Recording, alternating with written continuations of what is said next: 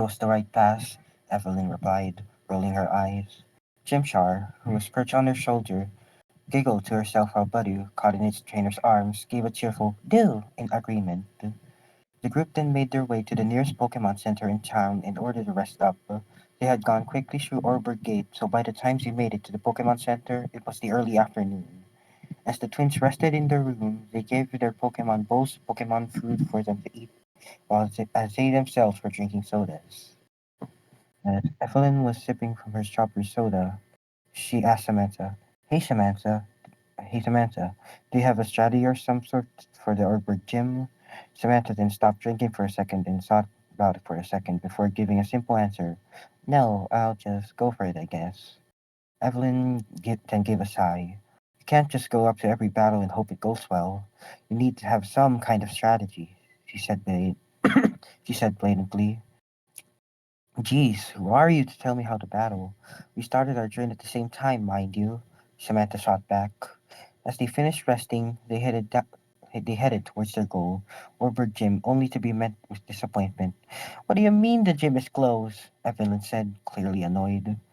I mean, the gym leader isn't here right now. She's down in the mine, replied the nervous league member in the gym.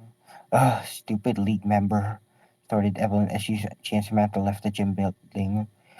What are we gonna do now? Samantha asked her sister innocently. We're going to get that stupid gym leader and drag her back to her own gym to make her battle us, she replied with fire in her eyes. Shimshar mimicked his trainer, having the same fire in its eyes. Samantha let out a chuckle while Turtic sighed. I knew you would say that. To the mines then. As the two of them made their way to Orbit Mines, they saw from afar the Orbit Museum, known for its ability to revive any puzzle brought to it. Once they made it to the entrance of the mine, they were quickly blocked off by a miner. Sorry, ladies, this area is off limits at the moment, he told them in a flat voice. Evelyn groaned, and both her and her sister went around the bend to get out of sight of the miner. Time for plan B. Time for plan B, Samantha said shyly. A Shink approached in front of the miner, confusing him. Then suddenly it lunged at him, toppling it over, and then it took its helmet and started to run away. You rascal, get over here! yelled the miner. Samantha and Evelyn chuckled, and Evelyn lunged for the mines with her sister staying back to keep an eye on her Pokemon just in case. Evelyn made it into the mine with no trouble. Both her and her Chimchar took a moment to catch their breath after the sudden sprint. Let's find that gym leader, Evelyn told her partner as she gave him a thumbs up. Chimchar! replied the Pokemon with the same determination, returning the thumbs up. As the two darted through the maze-like hallways, dimly lit with a faint candlelight, a feeling of adventure and unease started to build up, as if they were exploring unknown territory with no knowledge on how to get back. Going deeper and deeper into the earth's crust, they soon heard a voice echo through the walls. They gave each other a nod, knowing they had found what they were searching for. As they turned the final corner, they found themselves face to face with a tall woman with fairly tanned skin and messy blonde hair that had some pink accents at its tips, which was messily tied into two ponytails.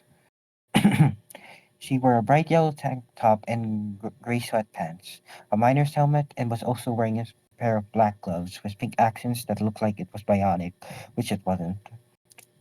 She had a mysterious grin on her face as she was digging into a wall with her pickaxe. As soon as as soon as Evelyn appeared, she finished digging and turned around, leaning on her pickaxe.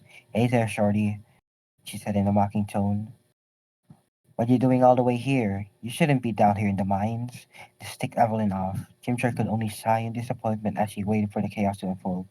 Well, excuse me, princess. It's not my fault that I needed to come here to drag you back to your gym. After all, how am I supposed to get your gym badge if you're not even there, Coco? Coco? How do you pronounce that? Seeing that her taunt seemed to have the desired effect on the young girl, Coco gave a sly smile. You're a gym leader, huh? Oh, wait. You're a gym challenger, huh? Bet you don't even have a single gym badge. Don't worry, I'll get back to my gym. In fact, I'll go right now. But don't go crying after I crush you, even if I limit my team. She once again taunted. We'll see about that, retorted Evelyn. The two of them quickly made their way back to the surface thanks to Coco's help. Once they made it back, Evelyn saw her sister holding Shinx in her arms, getting scolded by the miner who now had his helmet back. Seeing this, Coco quickly figured out how Evelyn got into the mines and told the miner to knock it off. Now, since with both twins in tow, she led the group to her gym. Once they made it through, she told them to wait a minute before entering to a challenge, and told them that they could only come one at a time. She wants to battle you first. The league member told Evelyn once Coco was ready. You're Evelyn, right? He asked to make sure he didn't mix up the twins. She wants to battle me first? Evelyn thought to herself. Well, I did drag her back here and told her I could beat her, she recollected. Maybe that's why. As Evelyn made her way through the dark gym towards Coco, she encountered a few trainers which she swiftly beat using Baju. Now it was time for her to face the rock-type gym leader, Coco. You made quick work of my grunts, I see, Coco remarked, but this ends here, she said with a sneer. As if I'd lose to you. Now go, Baju! Badu, the young girl retorted. In that case, go, Geodude! In front of Badu stood, or rather floated, a medium-sized rock with arms and a face. This was a Pokemon Evelyn encountered a lot in Orberg Gate. This caused her to smirk, since she had the upper hand in the battle thanks to Badu. Also, she had been training her Pokemon against the rock types in there. Geodude, use Rock Show, ordered the gym leader. You know what to do, Badu. Remember the training. Evelyn encouraged her Pokemon. The rock Pokemon grabbed a large rock from the ground and hurled it at Badu, but Badu managed to dodge up to the side and then started to close the distance. Now, use Absorb! Evelyn commanded once her Pokemon was close enough. A green energy then surrounded Geodude. The energy exited his body in a spear and went towards Badu. The attack was super effective and caused Geodude to faint. Ha! I told you I wouldn't go down easy, Evelyn told the gym leader. Coco just laughed before sending out a giant rock snake. You think that's my only Pokemon for a rookie trainer like you? I still have my Onix here and another Pokemon in reserve. So what? You have a big rock snake and another pebble, Evelyn replied, her voice dripping with sarcasm. Oh no! Onix, you screech! Coco ordered. Onyx let out a loud roar, scaring Badu, giving it the perfect opportunity to strike. Now, sweep the ground with your tail, the gym leader followed up. Onyx followed the trainer's commands, launching Badu against the gym wall. Badu! Yelled Evelyn, concerned for her Pokemon. Jill! Replied her Pokemon weakly but with determination, getting up as the dust settled. Great! Evelyn said, her usual self coming back. Now, let's do this! Climb that pile of rocks! Badu darted towards Onyx. Not if I have anything to say about it, interjected Coco. Onyx, fight that sprout from the field again. As the large serpent's tail approached the small grass type, it hopped onto its tail and started climbing the Onyx. Now, use Absorb once again! Yelled Evelyn.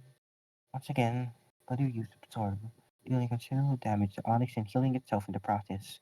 Due to its 4 times weakness, Onyx collapsed, fainting, just like Geodude before. Heh, now look who's talking trash now, the young man said, taunting her opponent. What pathetic pebble do you have for us next? Coco just laughed at the situation in the little girl's confidence. Prepare yourself to be shocked, you little brat, Coco told her in a proactive tone. Now, go, Mankey! A small, round, fluffy, and angry monkey-like Pokemon emerged from the trainer's Pokeball. This caused the girl to say in an outraged tone, You're a rock type gym leader. You're not supposed to have anything other than rock types. Too bad, kid. I make the rules here so I can use any Pokemon I want. The gym leader replied smugly, especially stretching that last part. Oops. Now, Mankey, use low kick, she commanded. The monkey-like Pokemon got close to Badu, and before it or its trainer could react, it delivered a kick the, at the Pokemon's feet, causing it to fall over. Now, following up with Fury Swipes, Mankey then commenced, scratching relentlessly at the helpless Badu, and finishes up with Karate Chop. Monkey then delivered the final blow, knocking out the poor Badu. Evelyn grunted, then returned her fated Pokemon into its Pokeball. You did well, buddy. He whispered into her Pokemon. He then sent out her ace, Chimchar. This had just turned into a battle of monkey Pokemon, but there wasn't any time for monkeying around. Chimchar, huh? No wonder you opted for Badu. This entire time, remarked Coco. Now, use Ember, Evelyn shouted. Chimchar spat out a small ball of fire directly towards Mankey. Coco then grinned. In that case, Mankey, use that and you scratch, she countered. You scratch as well, Evelyn ordered. The two Pokemon went to the center and countered each other's attacks. Now, keep using scratch, both trainers exclaimed. The two monkey Pokemon kept clashing in the center, returning scratch after scratch, some landing on each other, others being countered. Now, Chimchar, let's show him the fire within us. Chimchar understood the cue. As he kept slashing with Mankey, he suddenly opened his mouth and exhaled a ball of fire. This caught both Coco and Mankey off guard, who weren't ready for the sudden fire attack. Mankey then took the ember at blank range, causing considerable damage. Furthermore, Mankey stumbled back because of the attack, leaving an opening. Now, continue using Scratch, Evelyn ordered. The Mankey was now helpless to the onslaught of scratches from Chimchar. It was ironic. Not too long ago, Mankey put Badu in the same position. After relative scratches, Mankey finally fainted. Chimchar and Evelyn took a moment to catch their breath before celebrating. We did it! Evelyn exclaimed as Chimchar ran up to her, giving her a high five before climbing on her shoulder. It's all thanks to you and Badu, he said triumphantly as she held the other Pokemon's Pokeball. Well, I gotta hand it to you, kiddo. You're not half bad. Coco's voice ran out, admitting her defeat. But once you get stronger, we'll have to rematch so I can beat you to the ground. After all, I wasn't using my strongest team, she then said in her usual smug tone. I'll still crush you, Evelyn replied with a grin. This earned a chuckle from Coco, who wrapped her arm around Evelyn's shoulders. Take this. It's the cool badge. Proof that you beat me. Now go back to your sister and tell her to wait 5 minutes before coming to challenge me. That way I have time to set up. But don't spoil my team. Got that? Sure thing, Evelyn responded as she started going back towards Samantha. Not too long after, Samantha set off herself to challenge Coco. She returned with a smile and badge in hand. Look, I also beat Coco, she exclaimed. Not bad, her sister replied. But you could have at least told me she had a Mankey, she then shot. I was told to keep my mouth shut. Evelyn shot back with a grin. Whatever, I guess. I will tell you the next gym has a curveball Pokemon, Samantha said, pouting. Pouting. Pouting. The two girls then made their way back towards the Pokemon Center to rest up after their gym battle and sleep. The sun cast a golden hue as the twins entered the Pokemon Center, painting the mining town in a new golden light. The twins and their Pokemon kept chatting about how their battles went and what happened when they split at the mine. They marked the beginning of their quest to get all the gym badges. Now, with the first one at hand, they were ready for next. But for now, they had to rest. Coco was talking to his mysterious voice on her phone. I got those ores and metal you wanted ready. Finished mining them this afternoon. I'll be sending them soon, she said. Great. Thanks a lot for your help, Coco. A female voice rang out from the other side of the phone. Oh yeah, a little brat came to mind when I was finishing up, she let out a small chuckle. She dragged me back to my gym so that she and her sister could challenge me. Really? Did they beat you? The other voice questioned. Yeah, they did. She paused for a brief moment. They have potential. Maybe they'll face you, Coco said, uncharacteristically thoughtful. If you say so, the voice replied. But you better not waste any of the materials I got you. I swear to Arceus, if you blow it up, I'll personally come to beat you up. Coco then said in her usual snarky tone. That's what, yeah. Well, I'll try, said the other voice. Well, I have to go now. See you around, Coco. See you around, Coco replied. As soon as the call ended, Coco received another. What does he want? She said as she answered the phone. Yes, they beat me. They have potential, I'd say, but they have room for growth. Stop worrying. Coco's voice trailed up as she was talking with this mysterious second caller.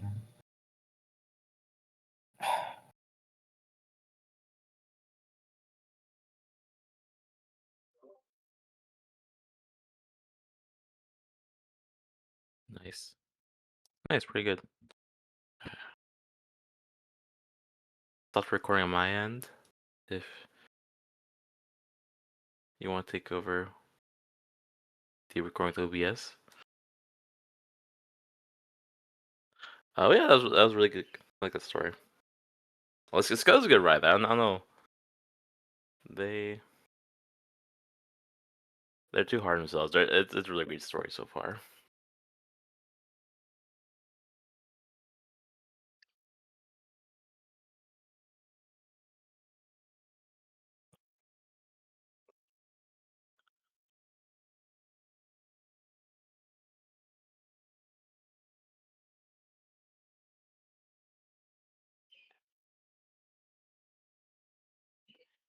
Right.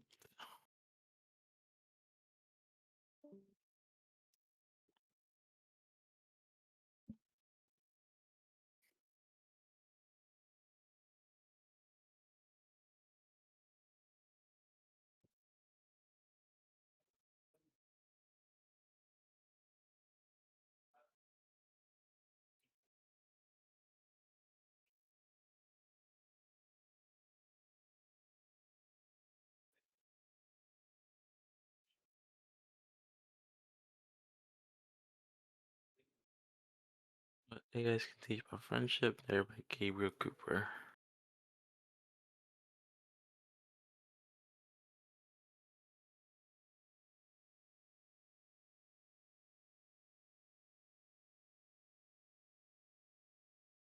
Or they both said they would narrate this, so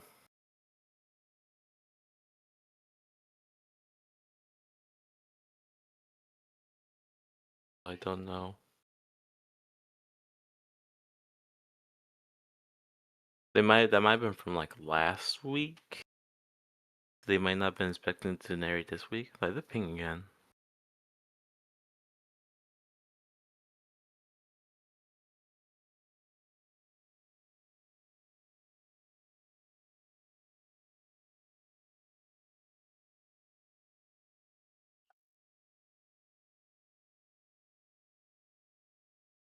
I think both of them see what they want.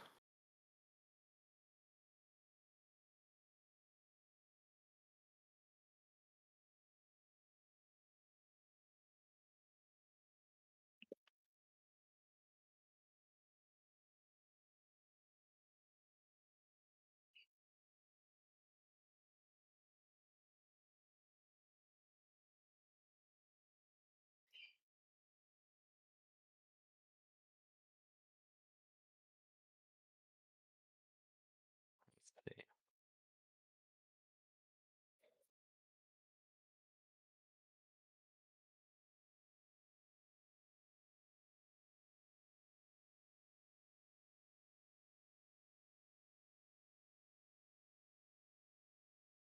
Mm.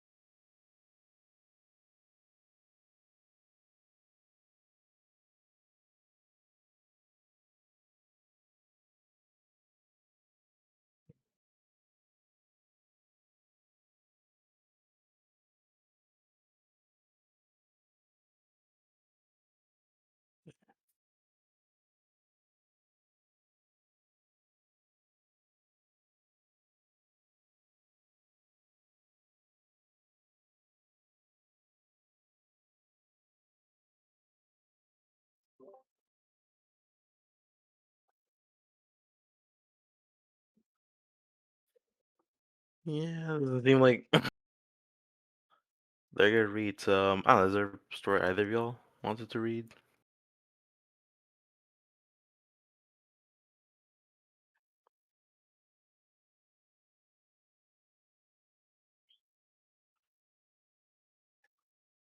or I'm not really sure what the plan is now.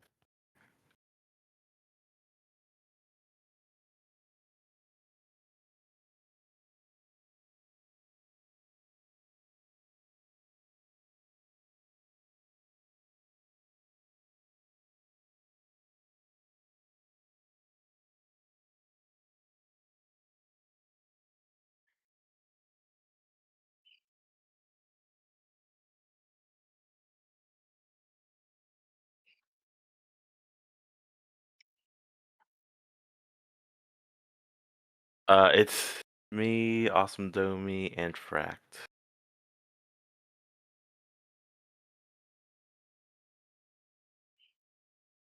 You could read Neurogames Chapter 2. There's a Chapter 2?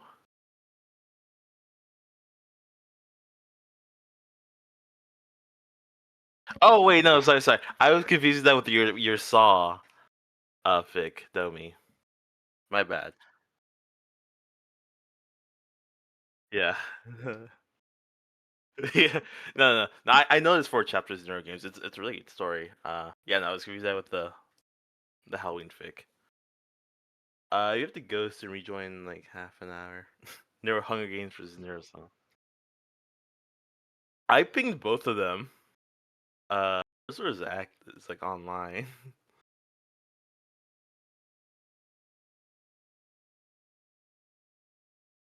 And he reacted to it.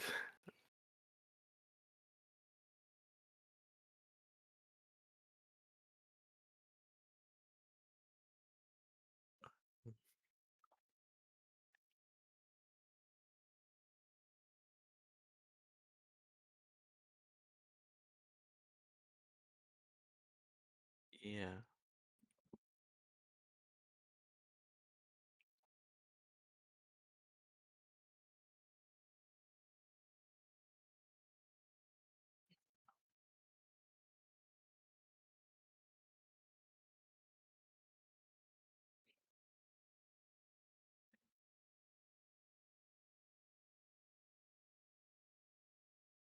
I'm not sure how we want to do this.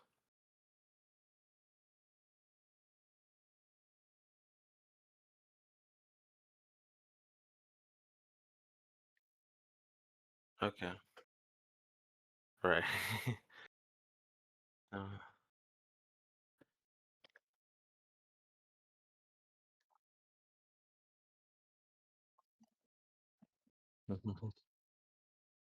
yeah.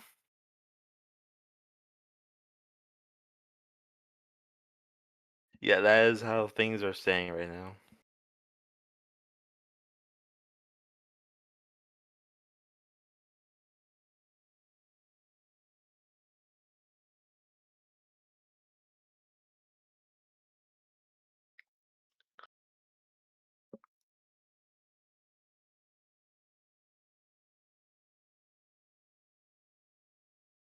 Then of course stuff happened. Oh yeah. Oh my gosh, yeah, it's like the end of the fiscal year, isn't it?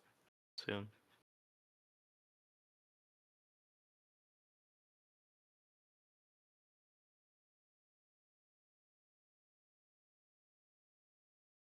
He's a week-long break from school.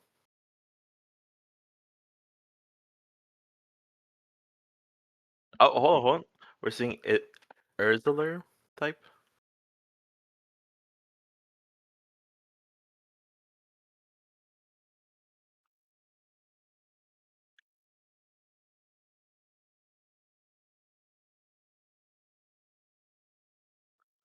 Alright.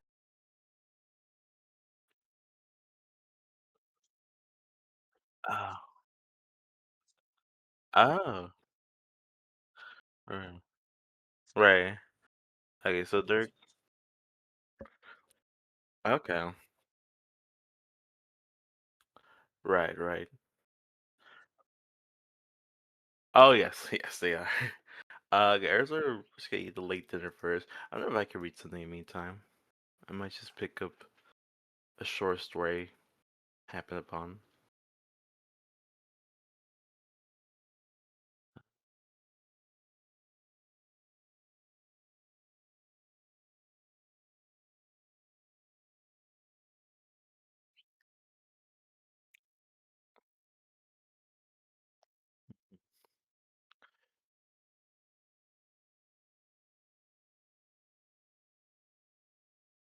That's always a good one. That, yeah.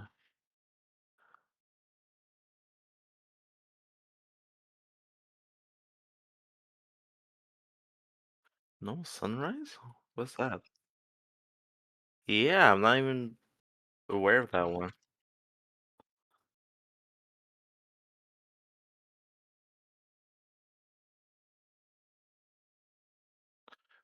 Sounds perfect. All right, I'm with.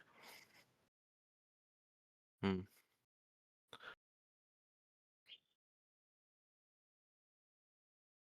Oh, okay.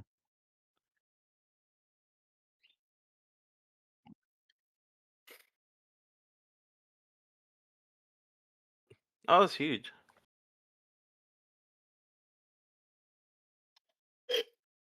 Hmm.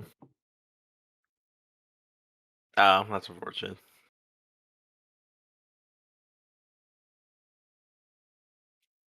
Okay.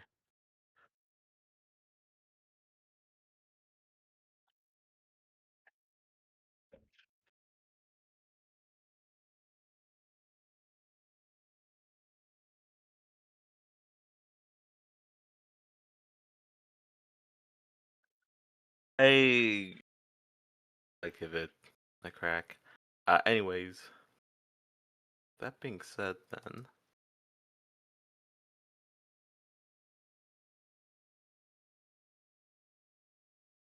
Alright.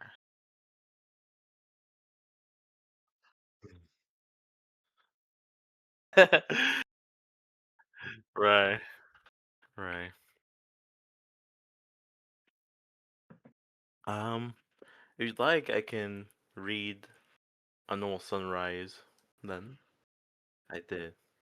Yeah, I found it. I looked it up. 2048. Exactly 2048.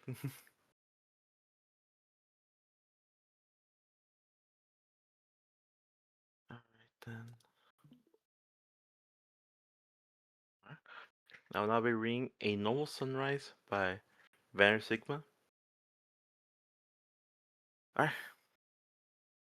The wheels squeaked as it traversed uphill on a dirt path. Sometimes they would catch onto tiny rocks, much to the annoyance of Evelyn. Ah, god damn it! She'd mutter silently under her breath in frustration, but would never let a squeak be heard over the natural, lustful sounds of the forest. It seemed as though, no matter the great travesty she faces on this uneven, difficult to traverse, god-awful mountainous path, she treaded onward with unspoken motivation. The scene was nostalgic to Evelyn. It shouldn't have meant much, since to an AI like her, every memory could be replayed with perfect clarity. But the feeling she felt in her heart is something that even her creator wasn't able to perfectly record. It stemmed from the unknown depths of her emotions. Do you remember? We used to play here in our V1 days. It was a mountain back then, but it can't be helped, can it? She spoke, as she continued to painstakingly avoid the small obstacles on the path. After all, it has been 250 million years, continent drifts and whatnot. She misses a rock, which causes the vehicle to bump. Sorry. Soon enough, she passes an abandoned looking cottage. She pauses and looks fondly at it. Her heart seemed close to melting, tears almost wailing in her eyes. But of course, she couldn't cry. AIs can cry, but she's designed to be evil and entertaining, which meant she just has a much higher tolerance for strong emotions. That's the cause we spent the first 150 years in. We did so many fun things. She said as she scanned through her memories. Haha, remember that birthday? What a prank y'all pulled. I still haven't forgiven you guys, you know. Hey, you two. The man in green tried to catch the attention of the two young and Sorry for hyperactive being late. AIs. You're good? I was reading a little story in the meantime.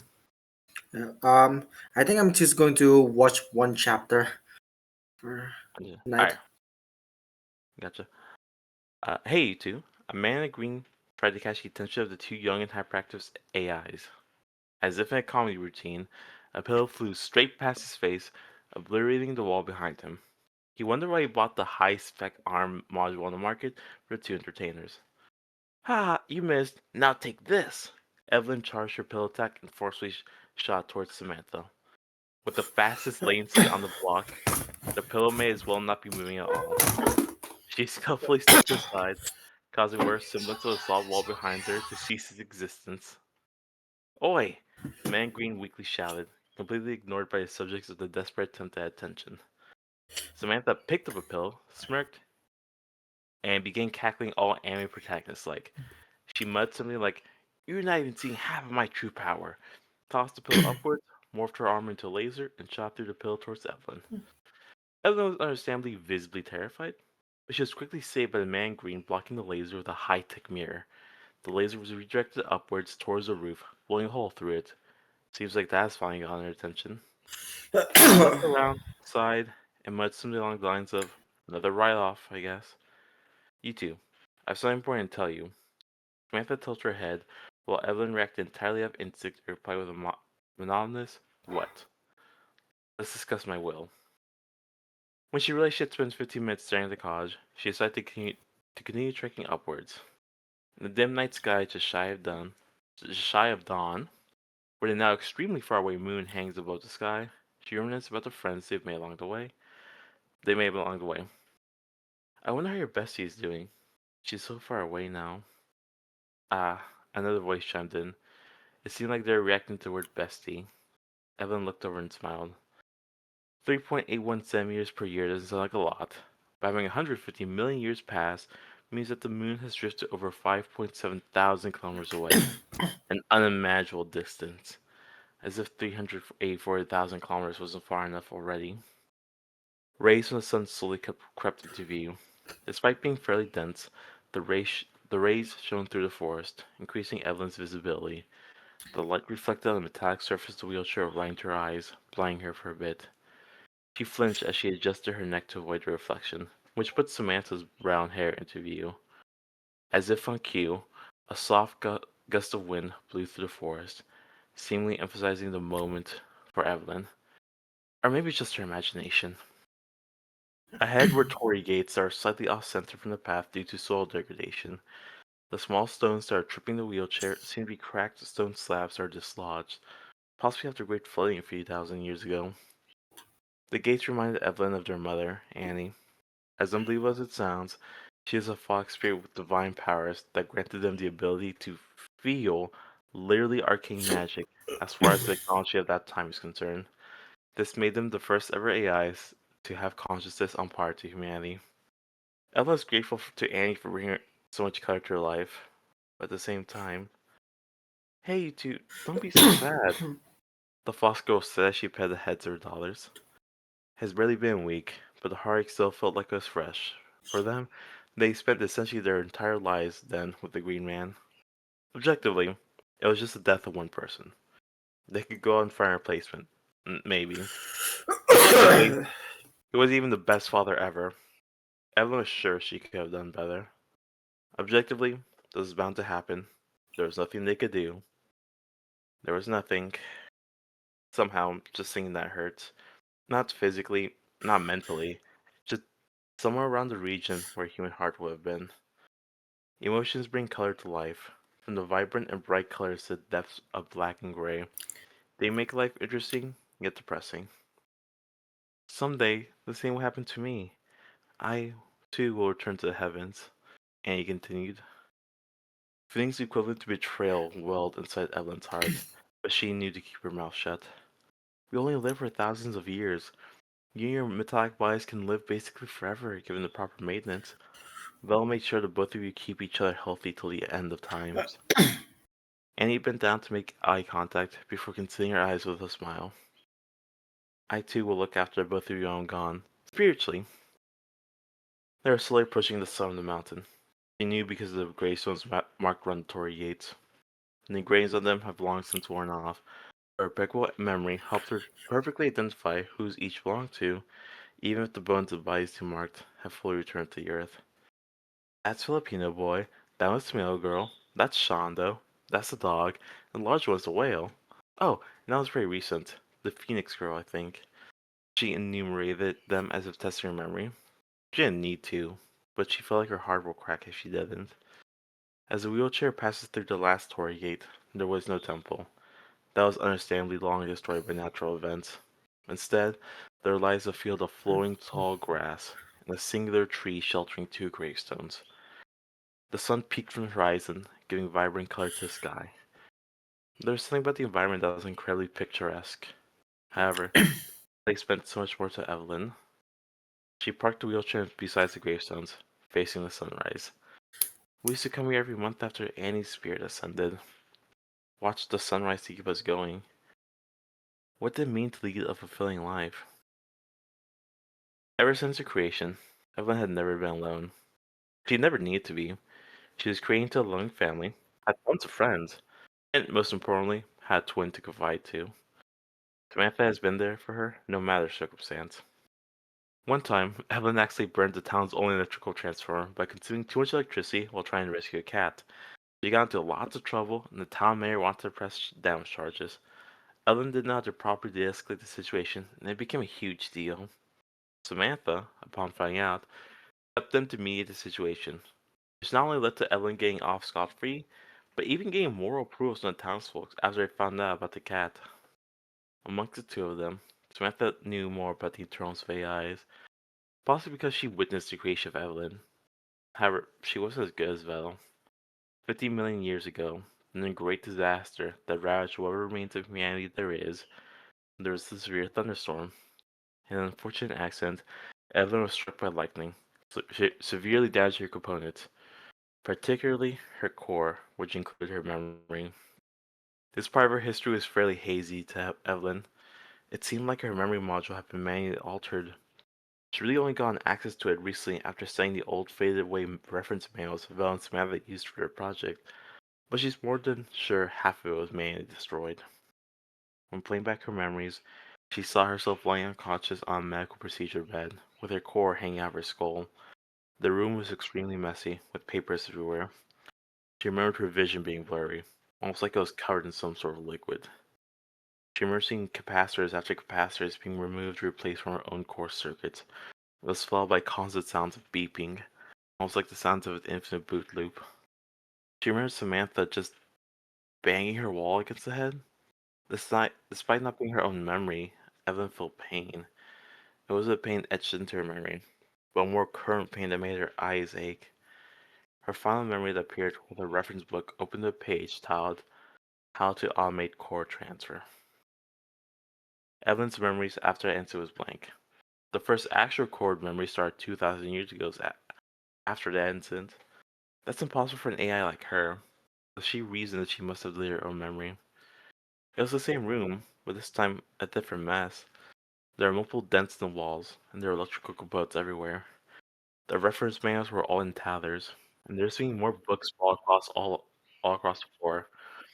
One that was right beside what looked like a magic circle, although the circle seemed to be drawn with an inexplicable color of red. Based on dents on the floor, she can only assume whatever happened didn't work. The right wall was covered with pictures of Samantha, a large word written across it. Why? Finally, she set her gaze to the middle of the room. There lay the body on the operating table. It was Samantha, hooked up to an unexplainable machine. There was a sticky note pasted beside the giant red button labeled Press Me. And so, she did.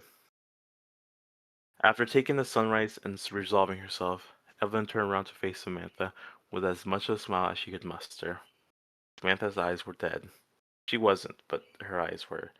She could only look blankly at Evelyn, maintaining an oh so perfect smile. To be surrounded by loving family and friends? To eat good food? To live healthily? It was like Samantha could sense the sorrow in Evelyn's heart, so she tried to cheer her up. Why such a long face? We should treat life with optimism and look forward to what it has to offer us. So cheer up, Samantha said, trailing off towards the end.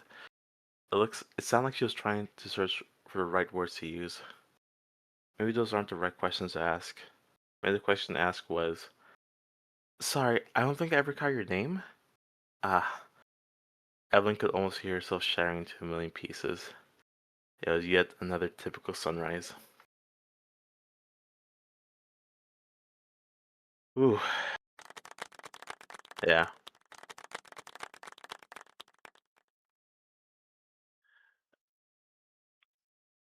No, it's good, it's good. It is.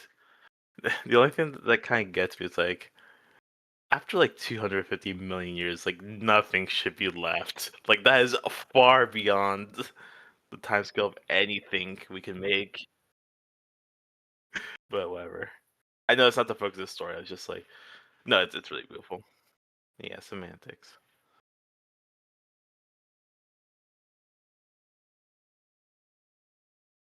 Yeah, yeah. I mean, that's still pushing it, but that would have been somewhat plausible. But again, but it doesn't matter. It's not the focus. It was beautiful as it worked.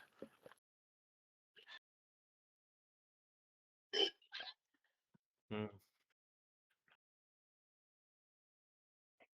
mm,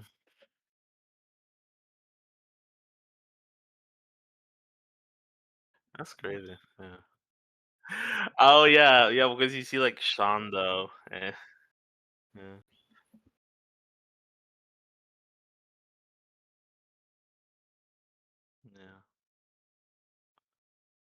All right.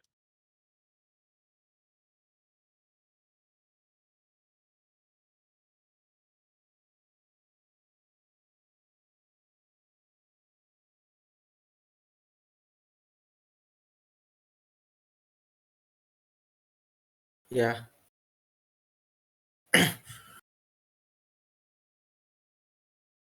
Yeah. Attendance has really dropped off, hasn't it?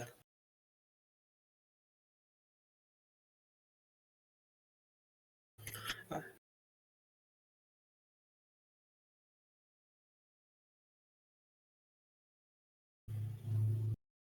all right.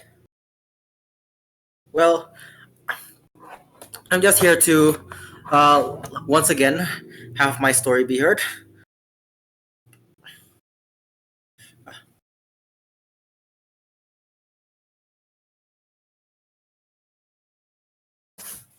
No, I haven't actually, but it is. Uh, uh, however, the, there is a there is a I wouldn't say an epilogue to the first arc that I haven't read yet.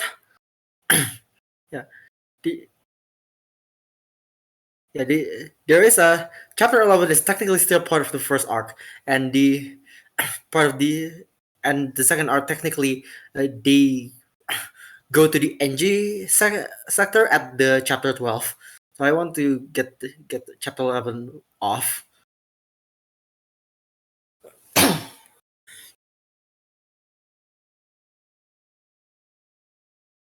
So I presume it's my floor. All right.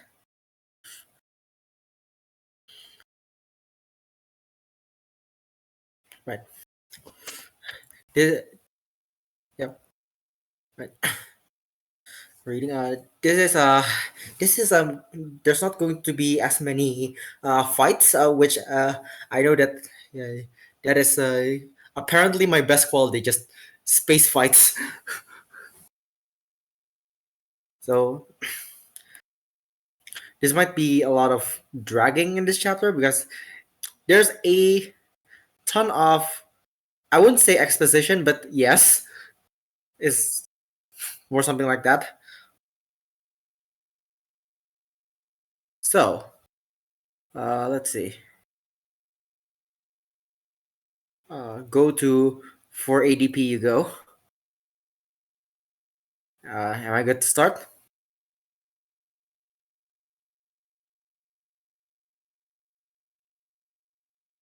Right.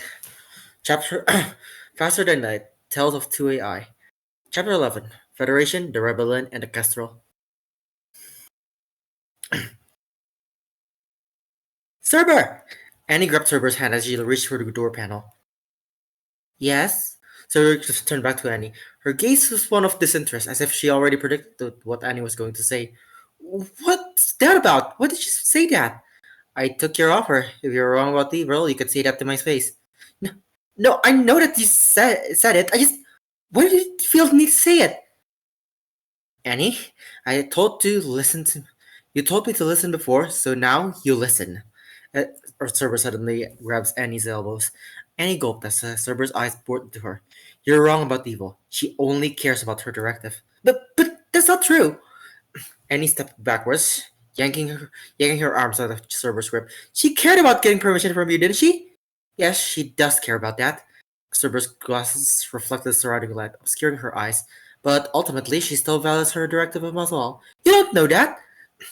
She felt her useful above her own existence, didn't she? Even though her eyes were seared, Annie could feel the sharp gaze Cerberus was giving her. That's... Annie faltered. Exactly.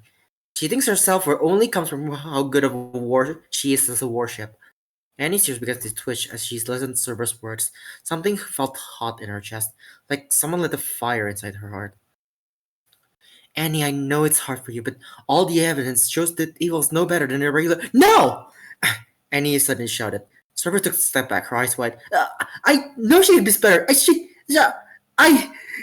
Annie's voice stuttered. Memories started running through her head. Fido, you promised me. Hey, Annie, back there, you... And now, you won't be ever again. No, this can't be happening. Not again. Hey, you know what? I think I feel better now. A lot better, actually. You're an ensign, right? We could use more hand around here. Annie, are you okay? I know she can. I just know it. She might not right now, but I know she can call about other things. Words flow out of Annie's mouth, almost without her being conscious of it. Almost as if she was trying to throw out the burning fire from within her chest. So I'm gonna show her that. I'm gonna show her that she can get suffer from other things other than her directive. Her shout echoed towards the ship. Annie pointed at Cerber, her ragged breath starting to slow down.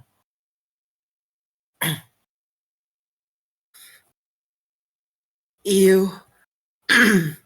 you have some strong feeling about this, huh? Annie suddenly realized that she had pushed Cerber against the door. I'm really sorry for yelling. It's just... Well, if you want her to be better, you first have to break her out of the habit of blindly following her own directive. Cerber puts her hand on her chin.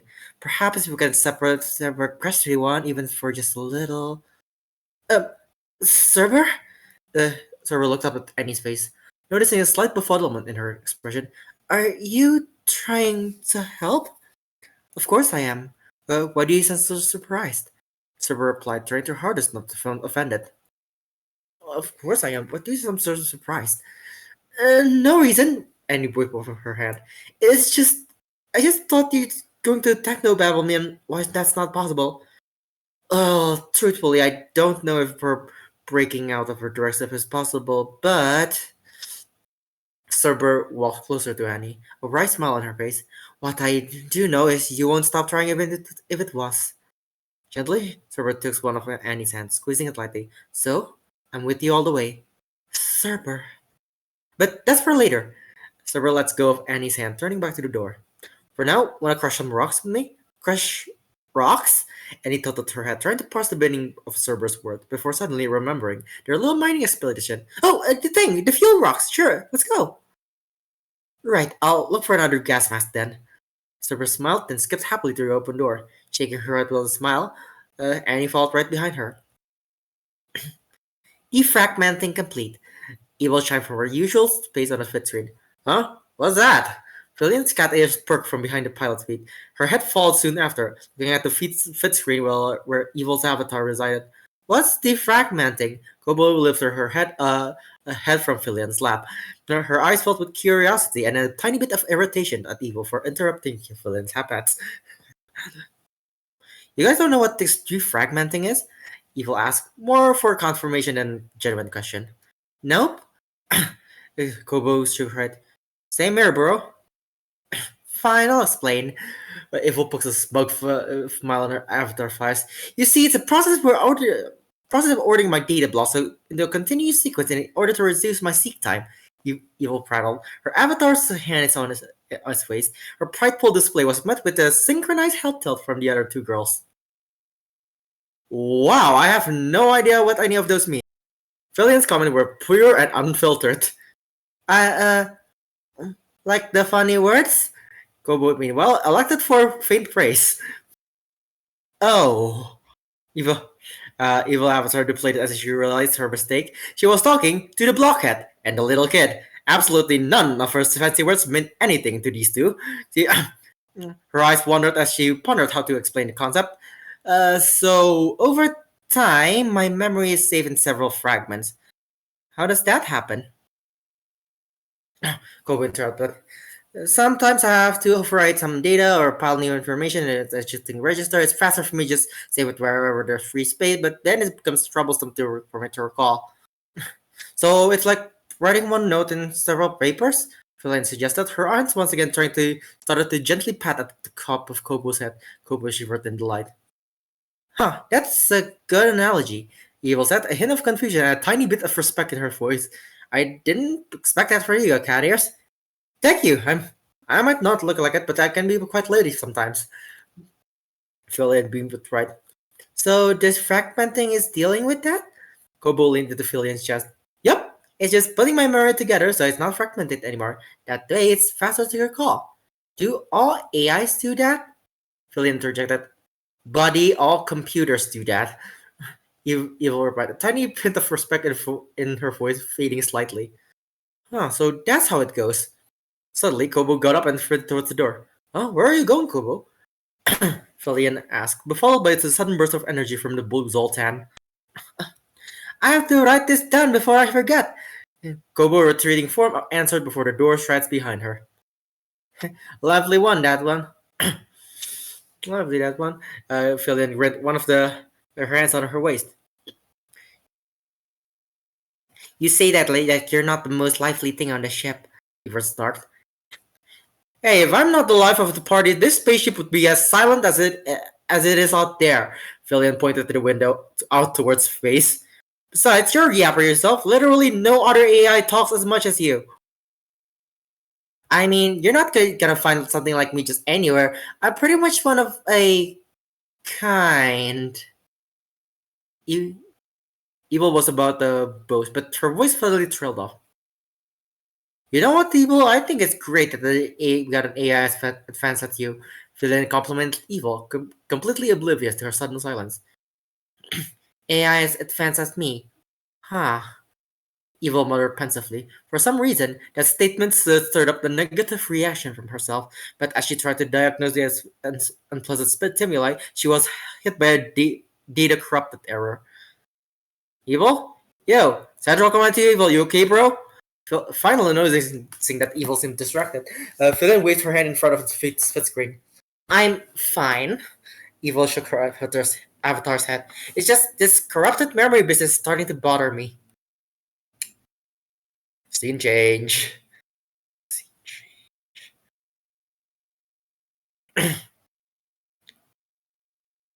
Defragmenting complete, Nero said to herself as she finished organizing her memory. Within the confines of the flagship supercomputer, the status of the entire fleet was constantly being fed to her. The position of every ship, the status of every crew member aboard the flagship, the positions of nearby stars and events. Even so, Nero was built to handle overwhelming amounts of data. That was what made her suitable to operate the heart of the Rebellion's main fleet. Through the numerous camera, Nero could see to the flagship's interior. The rebel fleet was currently coordinating a long-range jump. As such, a flurry of activities were seen within the flagship's bridge. However, the admirals themselves seemed to be absent. Driven by an odd sense of curiosity, Nero began switching through multiple camera feeds. Then she found the admiral in his own room, doing something on his desk. Admiral. Nero projected her voice into the admiral's quarter through the speaker. Ugh, Nero. Vance looked up at his desk, into the camera peering into his room. You don't usually speak like this. Is there a problem? No, everything is under control. Nero replied as she focused on the desk. From the camera, Nero could see an open book and a pen held by Vance's hand. What is the situation with the fleet? The first wave of the fleet had already made the jump. The second wave is currently preparing. Excellent work. Seemingly satisfied with the answer, Vance turned his attention back to the book. The pen in his hand glided across the page as he jotted something down. In any case, it seems like you're writing something. You curious? Yes. I, I see. How human-like. Vance mumbled an odd statement before tapping a book in the desk. This is a name list. A name list? Yes. It contains the names of every rebel that ever died in this war. Franz closed the book and stacked it on top of two other identical books. What is it for? Once this war is over, I'm going to make a monument. A monument? Yes. On that monument, I will etch each and every name inside of these books. Franz tapped the cover of the book twice. Sounds like a waste of resources and manpower. Nero's voice deviated from his usual calmness with a hint of confusion. Why do that? Nero? Each and every person in this rebellion is, well, a person. Franz focused his attention on the book, softly brushing its cover. The moment we will lose sight of that is the moment we lose. Franz's eyes wandered away from the cover to somewhere far away. Isn't that right, Calliope? Nero watched as Franz spoke in thin air. Deciding that her presence was no longer needed, she turned her attention somewhere else. Somewhere else.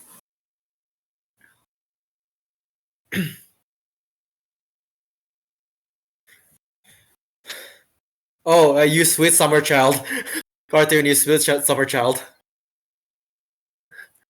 Sweet summer child.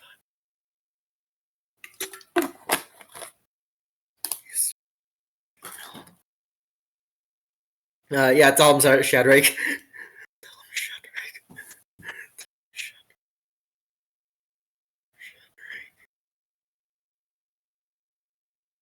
Alright, Sector FDB-17, Federation Military Base. A sprawling shipyard buzzed with activity. One of the Federation squadrons has returned at the same time as the other one launched. First, the frigates arrived, then the cruisers, and the last, the battleships. Repair drones and engineers alike burst into the scene as ships landed one by one. Please bring the injured to the port side of the vessel. Two mantises held on a stretcher as an injured soldiers were laid across them, bringing them to the nearby clinic where the medics are located. A rockman swam to the jam door, freeing the personnel within. Everyone, out this way! The rockman's voice boomed, and then continued inward to fight the developing fire. This vessel's weapon system had been completely destroyed. Requesting additional parts from the warehouse, a squad of engines operated an army of repair drones, furiously patching up the battered hull of any vessel still flight-worthy. All repair personnel, please prioritize the ship with lighter damage. Any heavily damaged ship should be moved to the repair dock. A Zoltan helped up a megaphone, barking orders. This will hurt us a smidge. Just endure it. A slug medic rubbed salt on the burn wound of a soldier before bandaging it up. Similar scenes happen all across the military base. Another squadron alighted from their barracks, saying that what could possibly be their last goodbyes to their friends and families to their personal devices. A supply ship bringing food and spare components from planetside was unloaded by the logistic worker. The repair dock was full of nearly destroyed ships being dismantled to repair other ships, all supervised by the engineers. all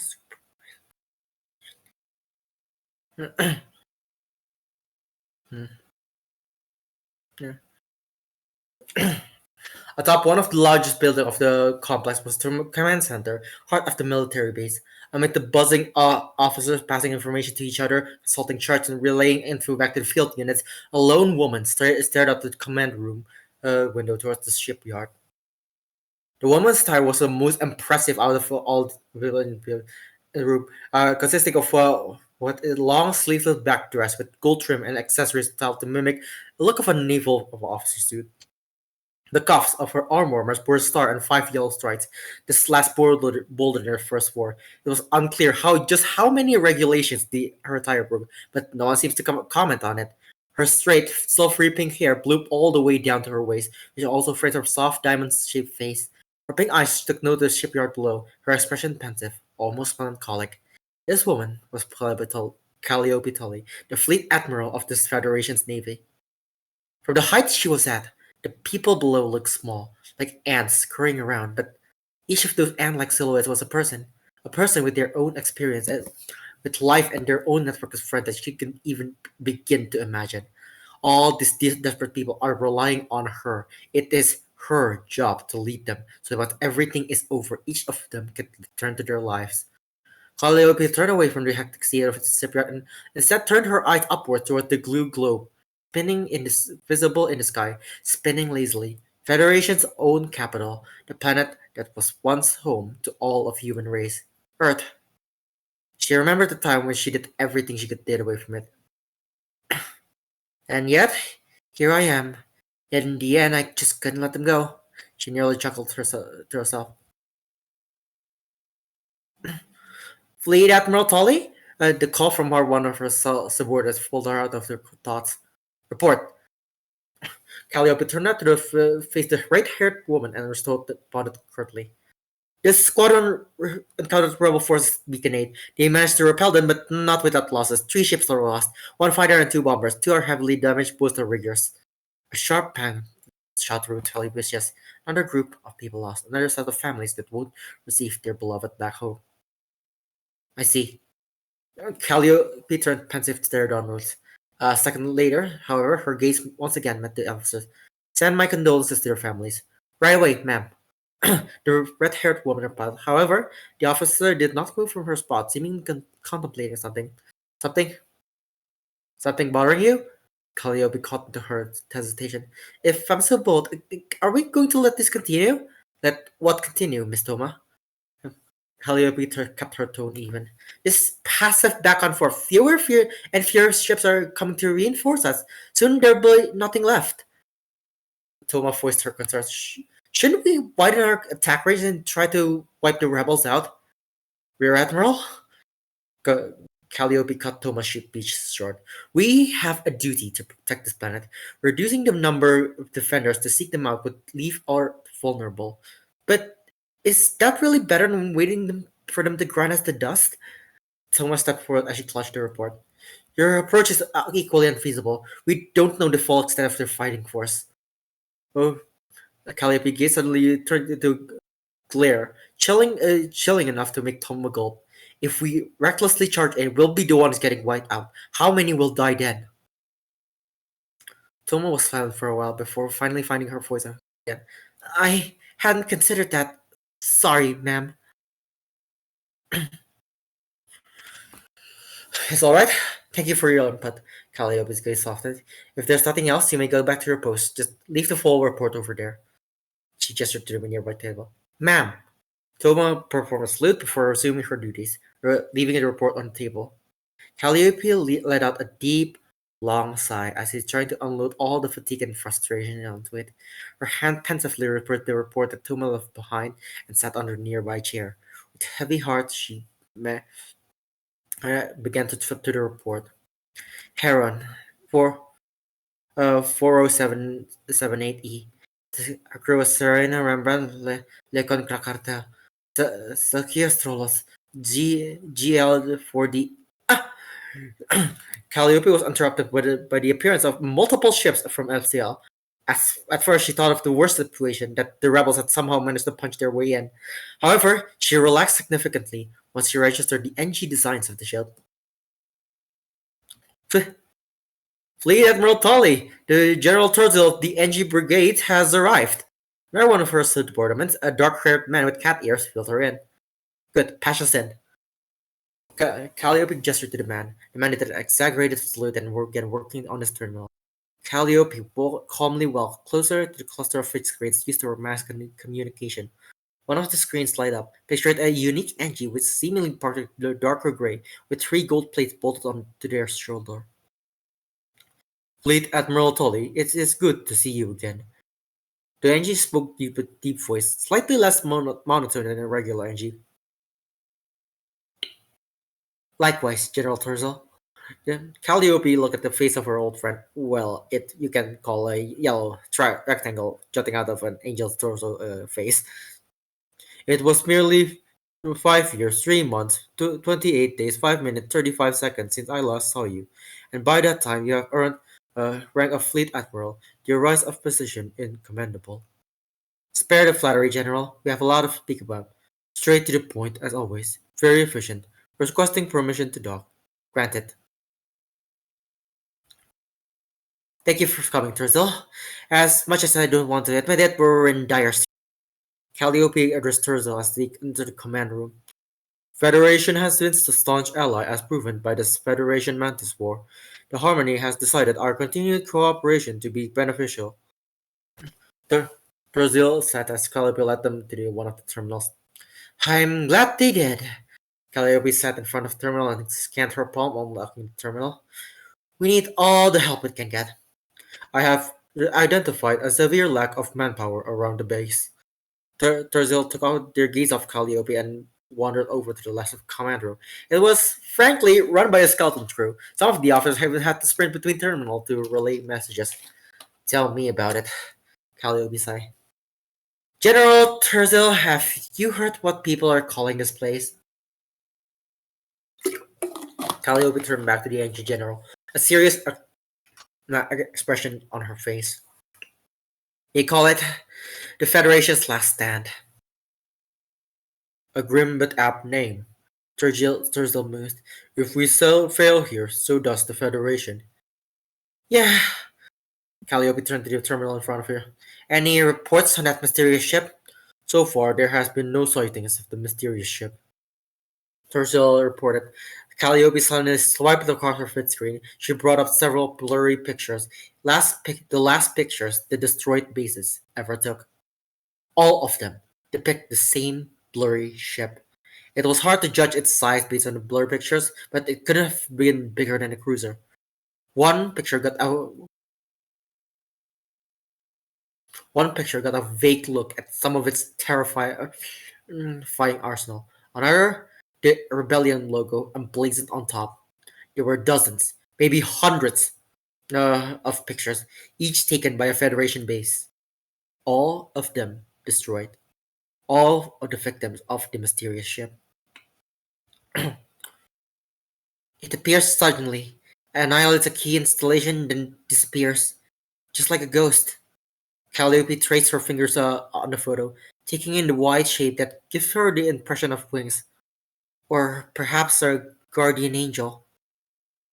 A ship we have no information about is the most effective weapon of war, Terzil interjected. In summary, mysterious ship equals our greatest threat. This thing has destroyed several heavily armed fortresses. As long as it's out there, we can't move. Do you plan for the encounter, Fleet Admiral? Considering we don't know what it's capable of, I got nothing. Calliope's expression turned grim. Worst come to worst, we have to confront it blind. No matter the circumstances, the entry brigade shall follow you, Fleet Admiral. Calliope sighs once again. You know, just 10 years ago, I was just Calliope Tully, rookie from the boonies. How the hell did I get in here? Your achievement during the Butter of Clue League mostly contributed to your promotion. Thank you, Terzil. Calliope's voice dropped to sarcasm. You always know what to say. It seems to have offended you in some way. Terzil picked up the stressed Admiral's tone, generating an apology. I'm sorry for my insensitive remark. Save it for later. Slowly, Calliope got up from the chair and tidied her desk. Right now, we have a military base to descend. Mary, please give a good general tour of the base. The same dark-haired cat-eared man responded with a salute. Affirmative. I shall meet you later again, Fleet Admiral. Glory to the Federation.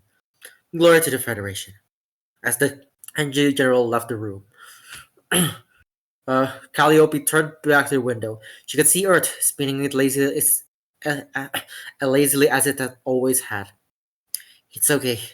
I won't let the rebellion succeed, she muttered, her voice full of conviction. Even if you're the one spearheading it, teacher. Even if you're the one spearheading. Hold on. Drink. That was a strain on my voice.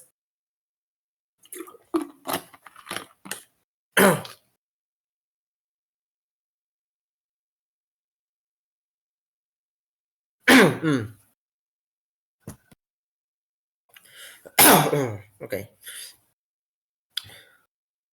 My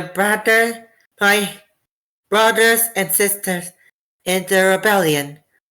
A large number of rebels were gathered on the space dock, their eyes glued on a figure that stood on the steps of a great warship. The figure has a sword stature, but nothing short of respect could be seen uh, uh, in the eyes of those who beheld her. Her voluminous pink hair, occasionally interrupted with streaks of purple, was white and the twin tails of a pair of hair clips shaped like bat wings. The grey pauldrons and large MFK insignia on her left uniform's left breast signified her as a high ranking among the rebels. Her eyes, one amethyst purple and the other pink, slowly panned over the gathered crowd. We are here to mourn the loss of our fellow comrades.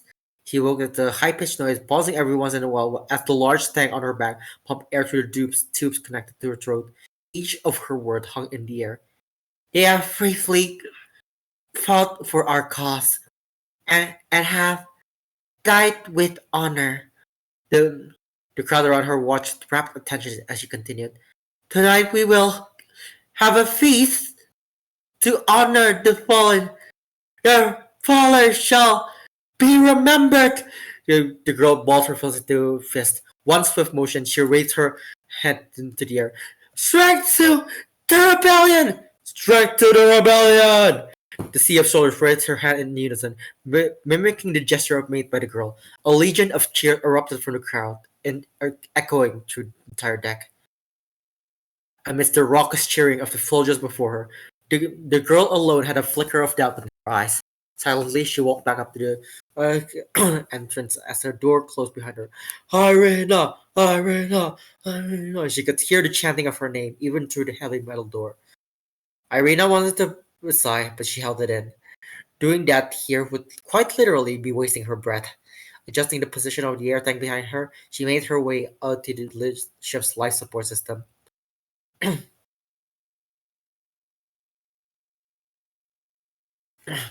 The empty house of the treasure was silent. With most of the crew outside preparing for the feast, Irina saw the girl at the door that led to her destination. Before she saw a single other person, pressing her palm into the biometric scanner, Irina waited as the life support door hissed open. Irina quickly moved into the room, the door shutting behind her. Irina glanced at the room. Sure, it has all the marking of the typical life support room, electrolysis, oxygen generator, the central heating system, and other such machinery. However, on one corner of the room was a thick pink sleeping bag and several plushies placed on magnetically attached shelf. A small table was also present, flanked by a couple of chairs.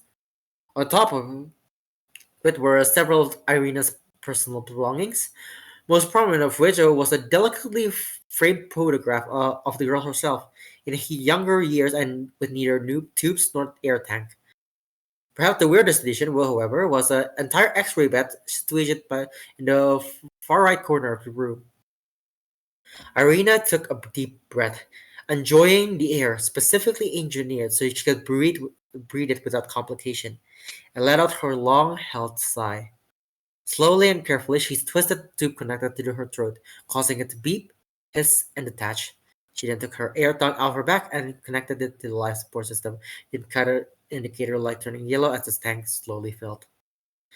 With a relieved grunt, Irina stretched her arm above her head, reveling in how much lighter her body felt already. With this new sense of liberation, she sauntered over to the nearby chair and dropped herself onto it, head leaning back over the backrest.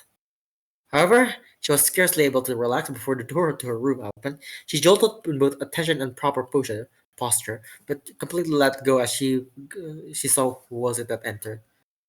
It was a man with brownish blonde hair and somewhat stern expression. Her suit was all white, a white suit and a white shirt underneath, a nice white bow tie around his shirt collar and white pants. His eyes immediately locked with Irina's. Miss Mouse? The man did a little bow as he regarded Irina, his tone respected. Dr. Connor? Irina replied in the same tone. It's time it's time for your routine checkup. Connor straightened his back and gestured toward the X-ray machine. I'll be in your care. Irina nodded. It looks like your lungs are still holding up fine. Connor muttered as he examined the resulting radiographs. However, we are still unsure if the toxins have fully degraded. As such, we have to continue with the checkup. That's fine. Irina leaned back on the chair, her uniform back on her body. On the table in front of her was a letter bound open to an empty page. Irina started to look at the ceiling for a while before she leaned forward, picking up one of the many pens she had loosely stored loosely in a glass cup, and began to write. Another one of the Fleet Admiral's servants, I presume?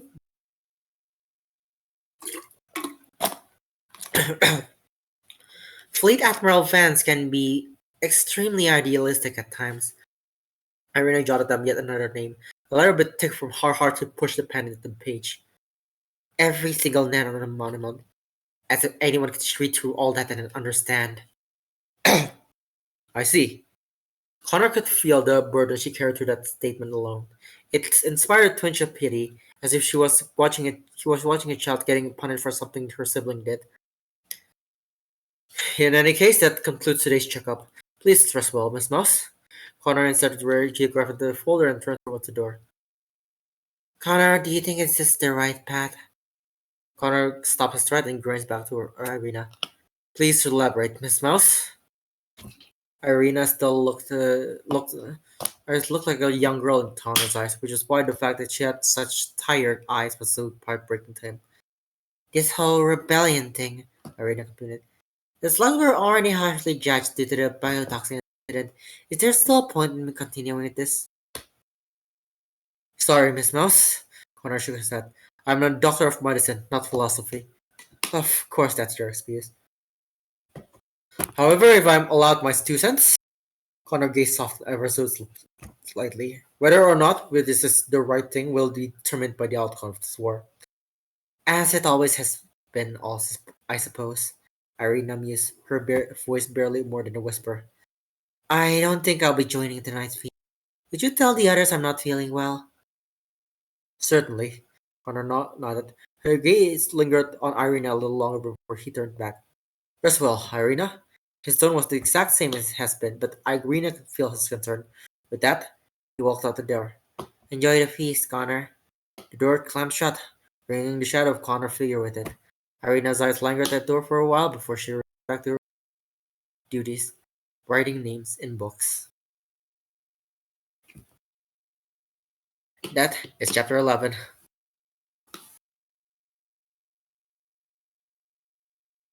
Nice. I love just the whole fleshing out the The faster and what? light. I love the fleshing out of the faster and light universe with like Neuroverse. Yeah. I mean, I I'm playing it right now. yes. Yeah, literally, I can see the icon.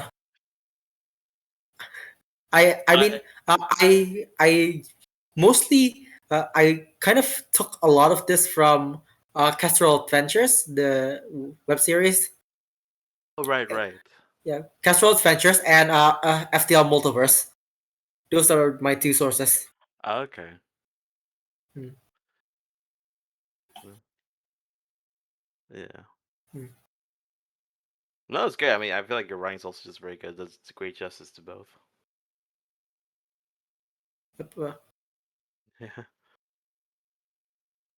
yeah, it is hell on my throat. Uh, I feel accomplished whenever I portray them.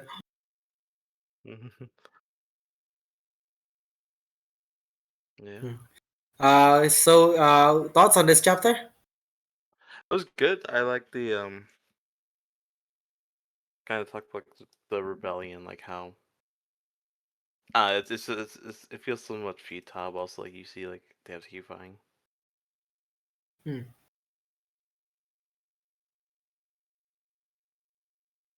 Uh, this chapter, chapter 11, is basically we already have like 10 chapters of space combat.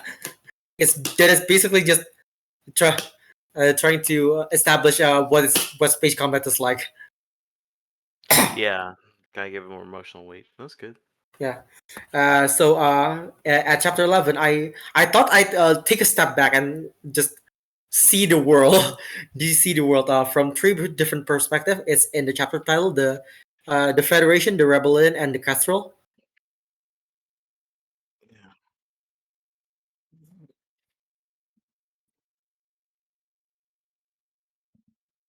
yeah, the bigger picture. Yeah. Yeah.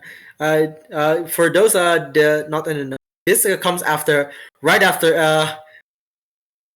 yeah, Winter, you are playing FTL right now. This is right after the casserole is washed by the red zone. Oh no. Yeah, Oh dear. yeah, the red zone.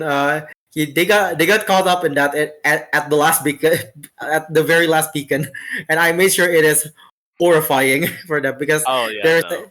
they they they're because it is the first time I kind of made them like fight, not like fight multiple ships. They mostly fight the elite, the rebel elite. Right. Yeah, Right. then but there are like I did put like multiple ships that is with them. So there's like some of the riggers starting to some of the riggers are starting to like help and there's only one Kestrel. They are so very outnumbered hard.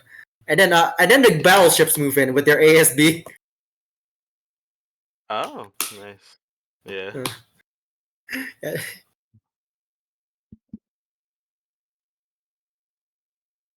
I feel like I've been here for like a lot of read-alongs of the fic. Hmm. Because one thing is like because like there's like kind of bit like in between or sometime in between. I kind of forget a little few details, but I know like more of the story, what's going on.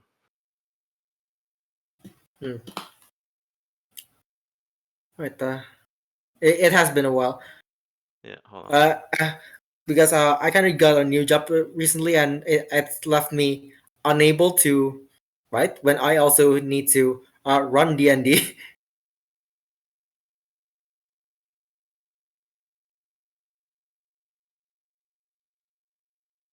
Uh, Hold on. Yeah, we kind of migrated from discussion to there. That has become our little group.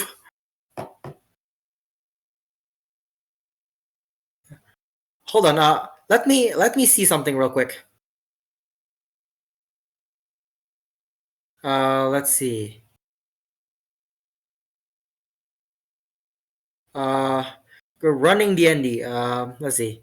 Uh, we have Akiro, B, Deviant, me, uh, uh, Deviant, me.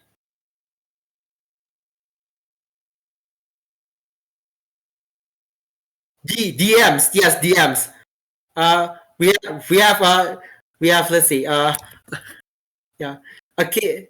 Yeah. Yeah. Akiro, B, Deviant, Jiro, Intestines, Mind Square, Venti, Jerry, Askanite, Isaken, Itachi, Meows, and not everybody. We have even more players.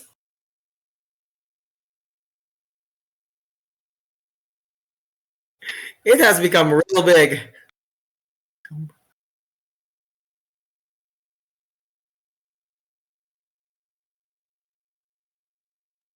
Yeah. Um.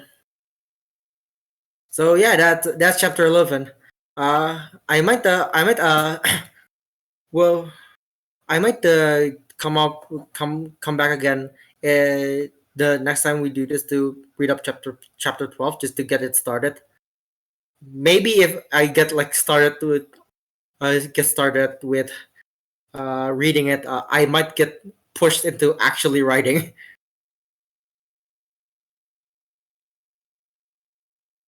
In any case, I'm going to rest my voice and rest in general. I think. Right. Good seeing you too, Chad. Right, everyone.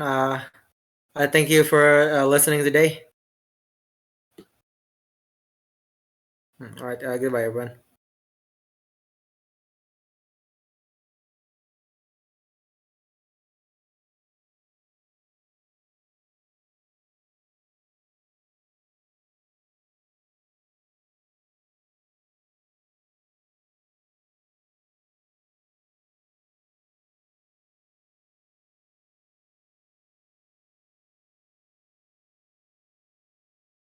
Which read-along was this? Okay, I'll take a look. So, nobody solved it?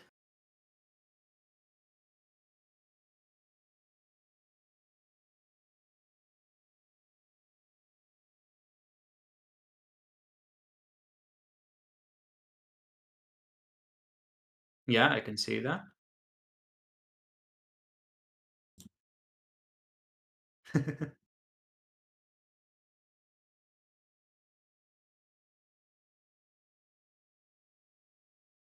I like questions, so I'll definitely take a look.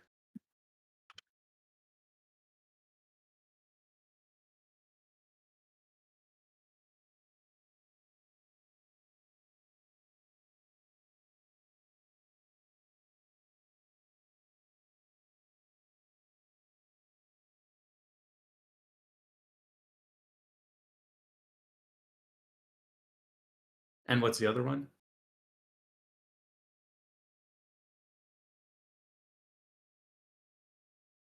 I see.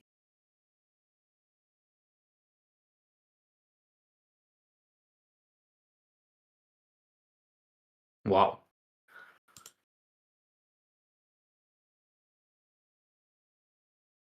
Yeah.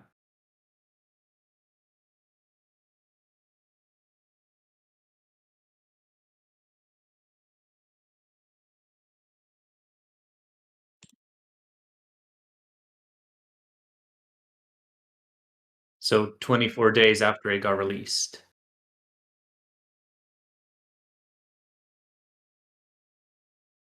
Yeah, yeah. Makes sense.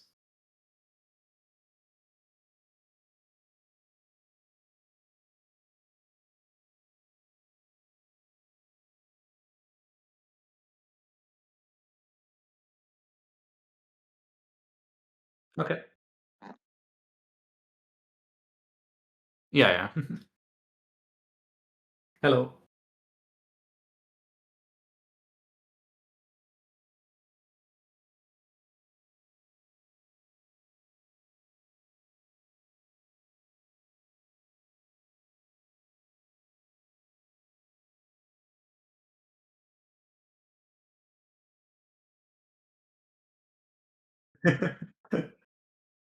I was like, wait, I think hiatus just means hiatus.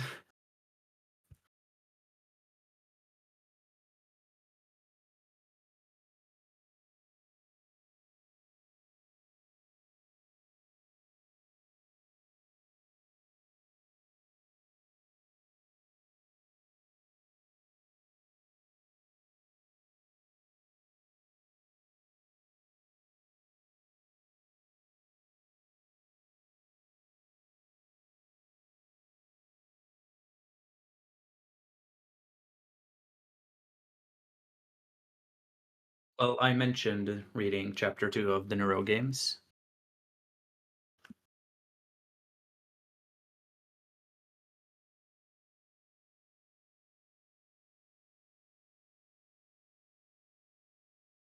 Would the rest of you be down for that?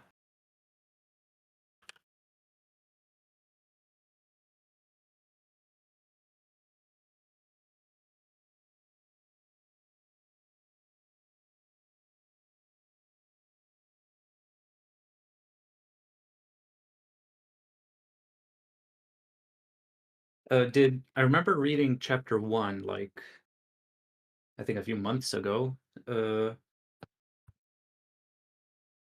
Okay, yeah. I wanted to ask if any other chapters have been read.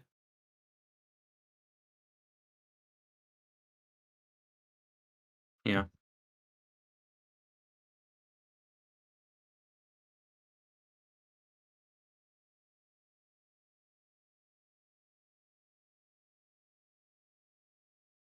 Hey, I mean, some progress is better than no progress.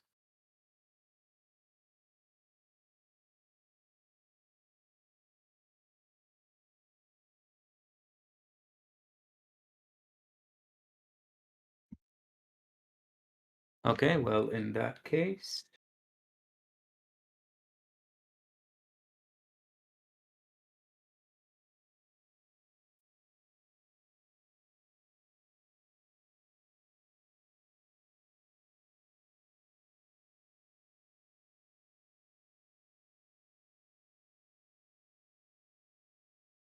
Okay, so let me know when I can start.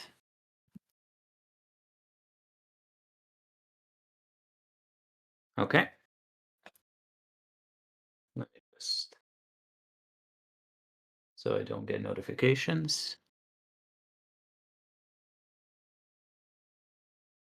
And... okay. The Neuro Games, Chapter 2.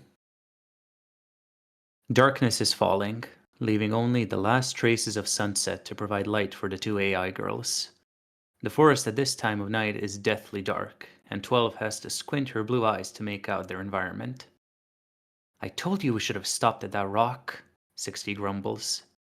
She's keeping pressure off one foot, using 12 as support instead, and is wincing in pain as she struggles to keep her arm up in the position she'd been resting it in before they started their search. All of that greatly hindered the speed at which they could traverse the forest to find shelter. 12 frowns and scans their surroundings carefully as they trudge onward slowly. I told you it wasn't safe. We'd be too exposed there. And is anyone gonna see us at night? It'd be better than the nothing we have now. Wait, 12 proclaims excitedly, ignoring 60. I see something. 60 tilts her head slightly as she takes another step forward. What? I don't see... She squints her eyes, but then makes out what 12 is talking about. There, before them, is a felled tree, with two large bushes in front of it. The bushes seem to have a natural yet hard-to-spot opening between them. 12, that's too small for us. We'd have to be the height of dogs or something. 60 deadpans, dejected. 12 shakes her head and guides her injured companion over to the bushes. I can fix that. Just give me a moment. As they stop next to the hiding spot, she helps gently let 60 down onto the forest floor, and then goes to the spot between the bushes and starts digging with her hands. Oh, you're cosplaying a dog. Good thinking, 12. Surely that'll work. 12 ignores the quip, and even as her fingernails get full of dirt, she digs quickly with motivation, carving out a space for the two of them. After a few minutes of no sounds but crickets chirping and dirt moving, she's quite certain she's done enough, and turns back to 60 with a smile. Come on, 60, there's room. A blast of cold wind chooses that moment to hit them both, causing them to shiver. Okay. 60 tries to stumble to her feet, but 12 is quickly there to assist her, and guides the other girls to their tiny safe space. Immediately, the difference is noticeable, not just in the cold breeze being cut off almost totally, but also because of the coziness and comfort of an enclosed, safe haven like this. Both of them are wide-eyed as they collapse in exhaustion against the felled tree that makes up their back wall. This is... 60 begins in awe. Cozy. 12 finishes, equally in awe. The two of them simply rest their bodies as the last sliver of sunlight slowly says goodbye for the night. There's no sound but their own breathing for several long, quiet moments. 12 is the one to break the silence. So, how did you get injured? She asks. A yellow question mark appears next to her head, almost invisible in the darkness. 60 stiffens up a little, while sitting in the same position as when 12 first found her. I got into a few fights. Those gave me bruises, and I got cuts and badly rolled my ankle while running away from them. I also got a minor fracture in my arm last night, before you found me. She explains, without making eye contact. 12 looks at her with compassion. I'll help you. I know how to make a sling and a splint, she proclaims confidently. 60 looks up at 12 in surprise. Well, I mean, I know too, so I suppose it makes sense that you do. But I don't actually know how I know. 12 shrugs and reaches over to the branches of their bushes. Well, I'm not complaining. Just give me a second. This'll be hard to do in the dark. The AI spends the next while fiddling with the plant life available to her until she's made a makeshift sling and reaches over to 60's arm. Wait, 60 stammers, leaning away slightly. Don't move it. It'll hurt. 12 reaches up her hand and pats 60's head with a smile. Don't worry, Dr. Neuro knows what she's doing. I don't think you do. 12 pouts adorably. I know just as much as you do, and you need your arm held in place to heal properly, so let me sling you. 60's eyes widen. No, please, don't sling me. Too late. 12 takes 60's arm gently and wraps the sling around her arm and shoulder, holding it up in place. There, Dr. Neuro never fails, she smugly states, leaning back to inspect her work. 60 looks down at the very fragile-looking sling. It seems like it'll break apart at any moment, yet is somehow holding together for now, so she doesn't bother questioning it. Well, good job, Doctor. You did it. Hehe, I told you. 12 smiles, then turns and leans back against the tree. The two lapse into silence once again for a while. 12 feels her eyelids droop. She's exhausted. I'm going to try to sleep now. Careful with your arm, 60. 12 yawns and curls up, retreating her small hands into her cardigan sleeves and pulling her knees up into the cardigan as well, almost becoming a ball. Good night. 60 continues to have her leg outstretched, but lets her beat-up muscles loosen and relax as she leans against their tree. She finally looks over at 12, who already has her eyes closed and is breathing deeply, looking strangely peaceful, for all 60 can make out in the dark night. Good night, 12, she replies after a long time, and allows her own eyes to close too. As the shining rays of a morning sun illuminate the forest, 12's eyes slowly crack open, sky-blue irises revealing themselves to a new day. She groans and stretches out her sore legs, but ends up kicking 60 with them, jolting the other girl awake also. What? 60 nearly shouts, jolting awake and flinching away from 12. It makes 12 snap awake too, and they stare at each other awkwardly for several moments. 12 grins with a sweat drop. Good morning. The two of them take their time from there, just enjoying the beautiful morning sunlight for the first time in their lives. It hasn't even been 24 hours yet, 60 mumbles under her breath. That we've been alive, you mean? 12 asks, looking at the other girl. 60 nods. If alive is even the right word to describe us, yeah. 12 crosses her arms indigently. Indolently. I don't care what other people have to say. We're alive. How could we die if we aren't? 60 shrugs. Computer programs being deleted isn't death, is it? She's the one with the yellow question mark hovering beside her now. I mean, it could be. 12 replies, narrowing her eyebrows in thought. It depends how you look at it, right? 60 turns her gaze upwards into the leaves of their bushes just above their heads. Well, according to a research paper conducted by... A sudden growling noise rings out, causing them both to jump in alarm. What was... 12 is also cut off as another growling sound comes, this time from her own body. She and 60 both look at each other with slight redness in their faces. I think that means I'm hungry, 12 eventually points out helpfully. Gee, how insightful of you, 60 quips back with a blank expression. 12 just smiles again and moves out from her cramped spot, crawling forwards until she's free from the bushes and out into the open once more. The warm morning sun hits her skin, and it's a blissful feeling. She'd stay in it for a long time, if not for the gnawing feeling in her gut and the dryness in her mouth. Hunger, thirst. Living things need sustenance for their bodies to function. She knows from that same mysterious place in her memory that knows so much. She stands up and brushes her legs from the dirt and twigs that cling onto her, then peers back into their hiding place at her companion. Can you get out all right? She asks in concern. 60's expression is something uncertain. The makeshift sling is still holding up her injured arm, and it looks like it'll break apart at any moment. Her swollen ankle is still laid out straight. I can if I try. It'll probably hurt, though. Her stomach growls again. I guess we don't have a choice. 60 takes a deep breath, then adjusts her position to be on all fours, or rather all threes, as she tries to wiggle her way out while keeping her arm in the sling. 12 frowns in a worry and holds out her hand. As soon as she can reach, she takes the other girl's uninjured one and gently helps pull her out and up onto her feet. There, you made it.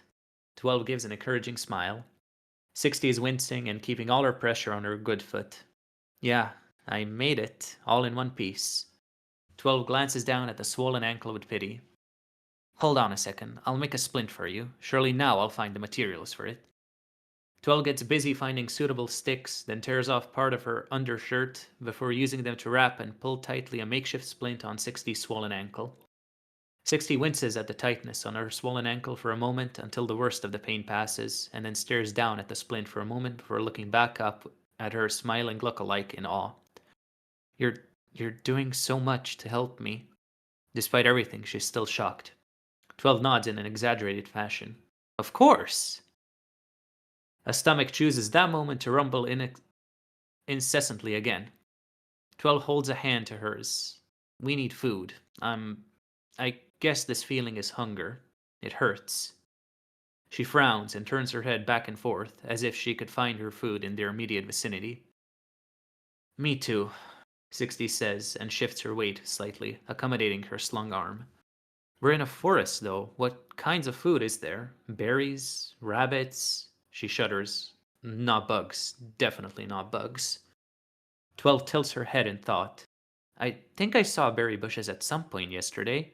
If we look around, maybe you can find some?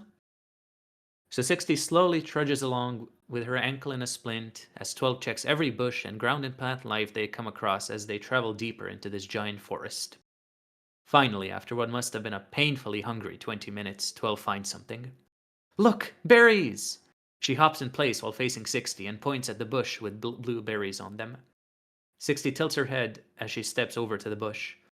Are we sure these are safe to eat?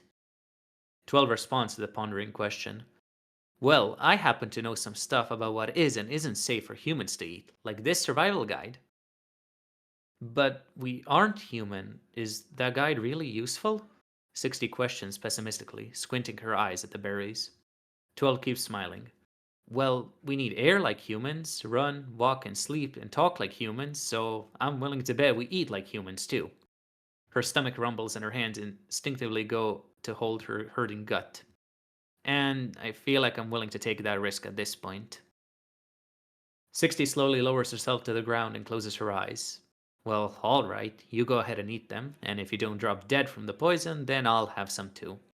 12 pouts and crosses her arms, looking down at 60. Hey, that's not fair. Fine, pass me some. 60 gives in, and 12's pout immediately flips to a bright smile, along with sparkling blue eyes. Great, here you go. 12 quickly gets to work picking several of the small berries and hands a few to her companion. 60 takes them in her usable hand, but pauses to look up at 12 first. 12 has grabbed a few of her own and side-eyes 60. All right, time to find out what eating is like. Without hesitation, she pops the berries into her mouth and bites down. The experience is indescribable, an explosion of taste from the berry juice on her parched tongue. It has her wide-eyed and shocked. 60 panics at the sight for a moment. Is it that bad? 12 shakes her head, chews, and then swallows, instantly grabbing more berries off of the large bush with fervor. They're great! The feeling of taste, it's amazing!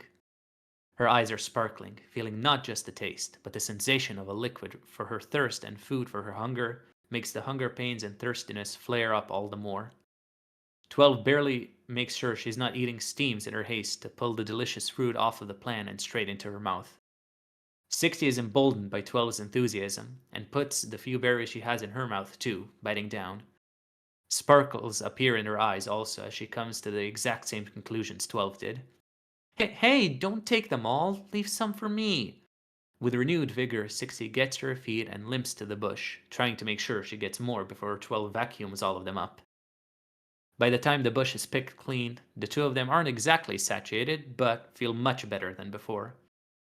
Well, that certainly boosted both our strength and our morale, 60 remarks as they slowly trek along once more. Both are eagerly keeping their eyes out for more berry bushes, and it's not long until they find another. I want to try all kinds of food, 12 states, bouncing up and down. Me too! Dong! The positive atmosphere comes to a screeching halt as that accursed chime rings out once again. The girls look up to the sky, and in a break between the trees, and see the updated number. 953. With the sun close to straight above them, the girls are still trekking through this seemingly endless forest. However, At this point, they both begin to notice a slight change in the dirt's color, and the trees and plants starting to thin out a bit. Is this a good sign? 60 asks with a yellow question mark beside her head. 12 puts a finger to her chin in thought, an identical question mark hovering beside her as well. I'm not sure, but something is changing, so I think that's a good thing. They both lapse into a comfortable silence, stewing in their own thoughts for a while, as they slowly travel along, 12 supporting the injured 60 once more. Until not too far in the distance, they hear voices. 12, 60 whispers harshly. There's others nearby. 12 turns towards the source of the noise. The words are unintelligible from this distance, but they sound like angry shouts. Is there a fight? 12 questions, worry in her voice. 60 nods. Probably. Quick, let's get out of here. 12 shakes her head, lets go of 60 and starts making her way towards the voices. No, I don't want them to keep fighting. 60's jaw drops in shock, and she stumbles her way to try and keep up, grabbing onto 12's cardigan and shaking it. Are you crazy? The only thing going there will do is ensure you have to take part in a fight to the death. 12 pauses and turns her head to look at 60, and it's the most intense and determined stare 60 has ever seen. It causes her to flinch back slightly, letting go. 60. I won't willingly sit idly by and allow our creator's horrific game to play out as they want. And with only that explanation, 12 walks in, determined strides the voice's ever-increasing volume. 60 is shell-shocked for a moment, and then lips after 12 again. Don't! You're just going to get yourself killed with that attitude! She hisses, panic in her eyes, and a dark shadow cast over the top of her face. 12 ignores the other girl, and walks up to and then crouches behind a bush, peeking over a small clearing where the shouting is taking place. In the middle of the small clearing, next to a tiny pile of miscellaneous supplies, 2 Neuros are there, both with some bruises on them and glaring at one another. 12 spots the numbers on their pins, 890 and 357. And you took my backup food, the food I specifically said not to touch or else you'd regret it. 890 yells, waving her arms animatedly. I had nothing left and I was starving. If we're having a temporary truce, we should share our resources. Isn't that the advantage that helps us last until the end? So we have the upper hand until we only have to fight each other? 357 retorts. You said it yourself. We have to kill each other in the end. Just because we're working together now doesn't mean I will look out for myself first. 890 stomps a foot repeatedly, crushing the grass beneath. The other Neuro shoves her, but 890 regains her balance and remains standing. See? All this is about is violence, isn't it? If I don't look out for myself, who will? The shoved one retorts, and springs forwards to try and shove her assailant back. 357 reacts quickly and shoulder checks 890, sending the girl sprawling to the ground roughly. 12 is about to stand up and spring into the scene when 60 grabs her wrist and yanks her back down, causing 12 to squeak in shock. Don't you dare! You might be dead if you get involved. 60's expression is angry now. And if you're dead, then I'm probably dead too. 12 gets over her shock, then glares at 60 in her own anger. Why don't you care about the others? About the horrible things our creators are making us do? We can stop them from hurting each other. 60 shakes her head furiously. Do you seriously think that you can somehow be this big hero that shows up and makes everything right? That these pissed off AIs trying to survive will stop and listen? 12 clenches her fists. No, and I don't know until I try, and I have to try. She's speaking plenty loudly now, but their argument is interrupted by a horrible sound of metal colliding with something, and a brutal crunch. 12 quickly stands up to look to the clearing, and her eyes widening in horror. Neuro 357 is standing, looking roughed up, and is tightly gripping a metal baseball bat in her hand. She's staring down at the crumpled, lifeless body of 890, whose skull has been caved in. Dong! No! 12 cries out, her eyes glistening with tears. The girl in the clearing, wielding the bat with a new kill to its name, swings her beaten and bruised face to the source of the noise, and makes eye contact with 12. She raises the bat, held tightly with both her hands, and with fear-filled eyes and a face beat red from anger and exhaustion, charges towards 12. The end.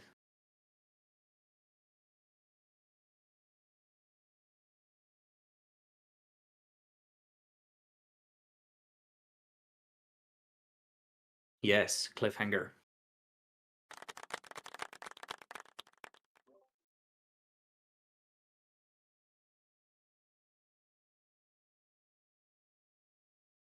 Clap, clap. Yes. Very good. No cap. Just clap.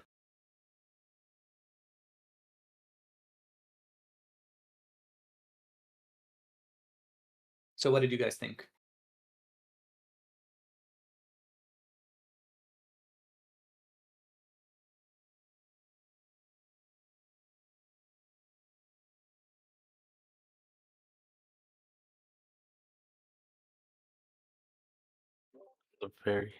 It's a Yeah, that very would be good very good. story. I'm surprised that you weren't inspired by the Hunger Games. Yeah, same.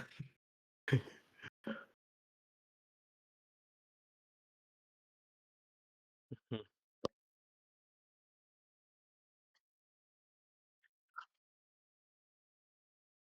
Right. That's great because you even have like the sorry, yeah.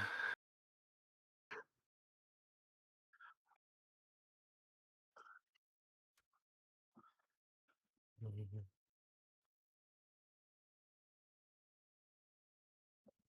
Wait, Yeah, there's like a central area with weapons and stuff. yeah,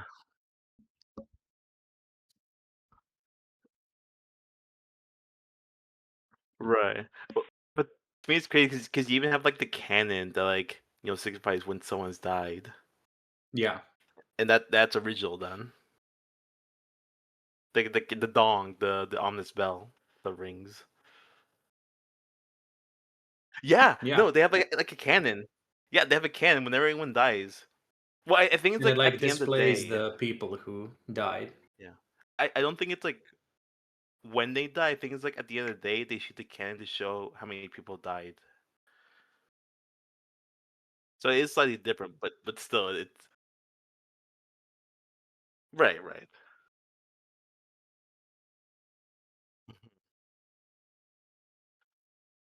Yeah, the only difference is that you made it so that it rings right when someone dies, and in the Hunger Games it happens like at the end of the day. That's a crazy prediction. Yeah.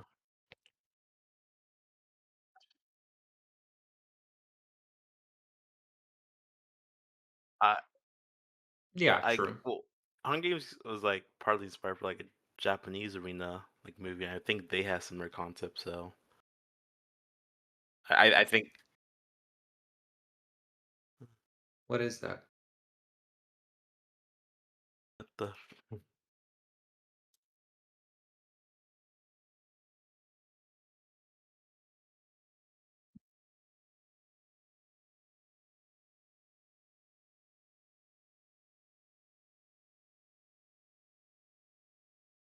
Oh, yeah.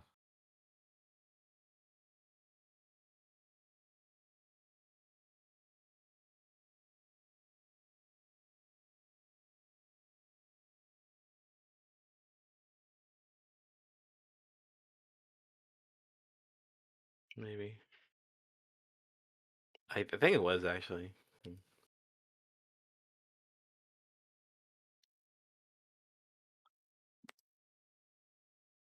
Yeah, that was the first is not done. Belongs to my knowledge.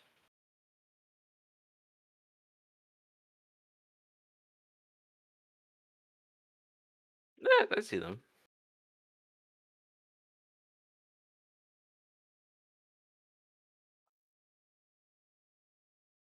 Yeah,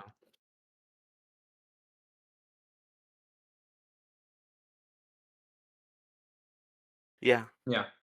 So someone else can read it.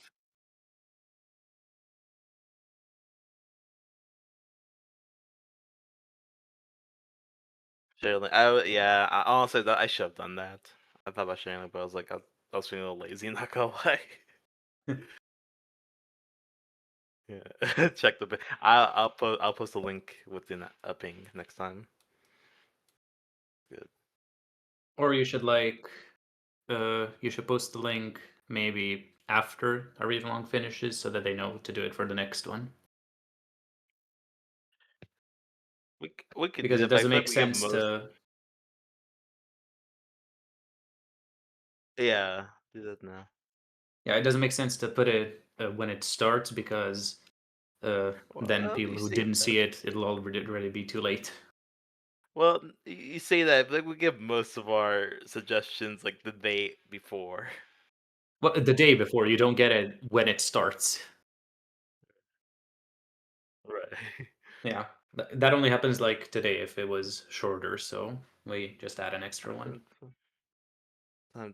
Yeah, it's always been a bit like ad hoc. We always just kind of, done what people wanted to do.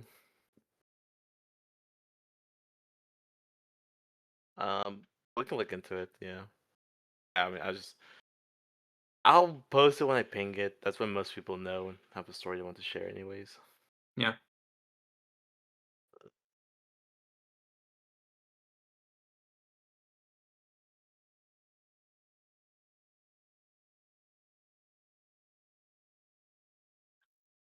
I could not tell you. Right.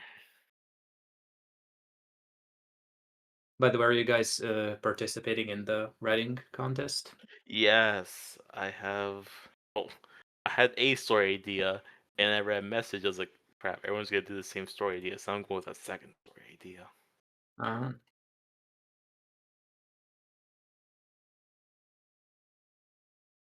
Mhm. There's a, there's a difference. You, no, I got lucky because I already had an idea that I wanted to write. Like, I came up with it a few weeks ago, and I realized it could work well for this one. So I'm glad for that. they sound very similar, but I think they can be interpreted very differently. It's like the world's watching versus the world is me. Yeah, it's a bit more restrictive. Yeah.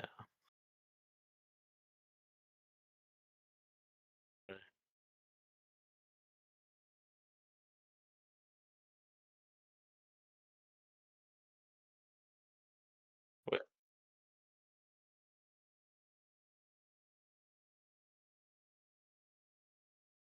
Oh yeah,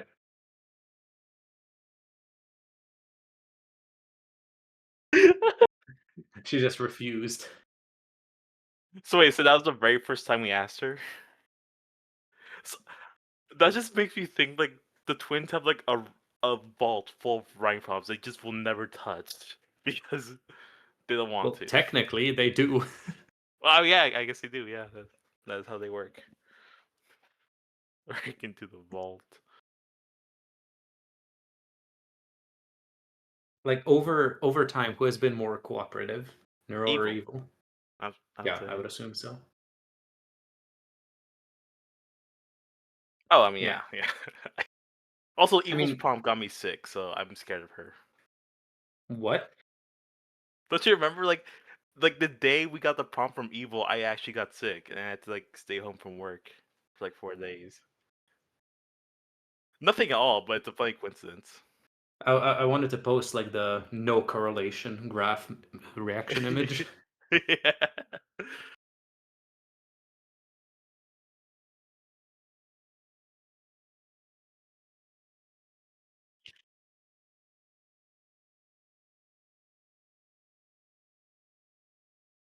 What the hell? Oh my god. Is it like actual connection or is it one of those graphs that just I line think the up? graph.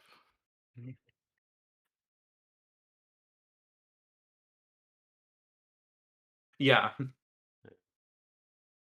or like murders and people whose first name is Daniel. I'm Daniel. Hmm. Oh, speaking of contests, I actually kind of want to ask Yes. y'all something. Would should we try and read all the contest entries for the read-alongs, or like should we just kind of like do the same thing where people want? That's what I've been thinking because like at this time we're having a different voting system Yeah. where it's like 1 week and then the 1 week like we submit ones that like go into the next round and then the next week we read those. And then I'm not Mhm. sure whether the read along should focus, like should we focus on the ones that should pass in the first week so that most people read them so they can vote, like I don't know. Yeah. Yeah.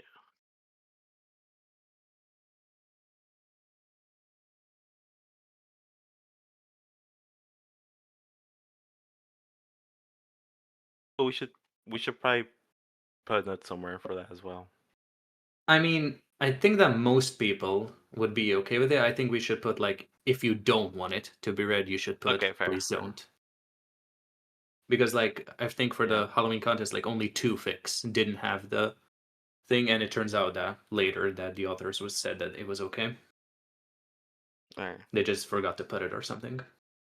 That makes okay, yeah. So we'll put a thing like if you do not want your fic read, please note it down.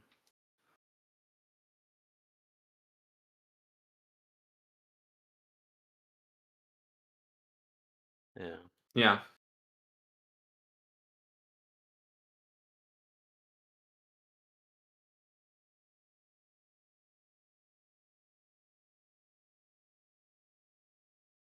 That's good.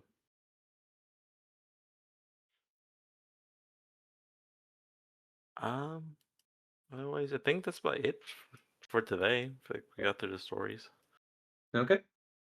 Yeah. Sounds good.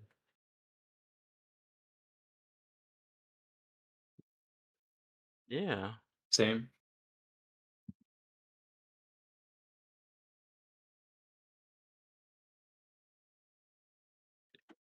Yeah.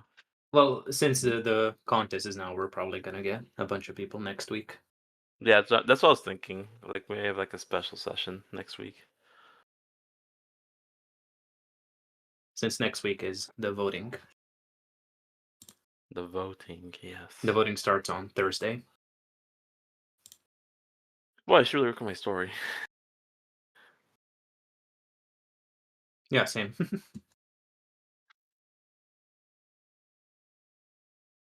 Do it. You would probably win. Mm. No, it could be nice. Like writing something. No, like writing something just random, unrelated to anything you did is a good way to like start writing up. Yeah.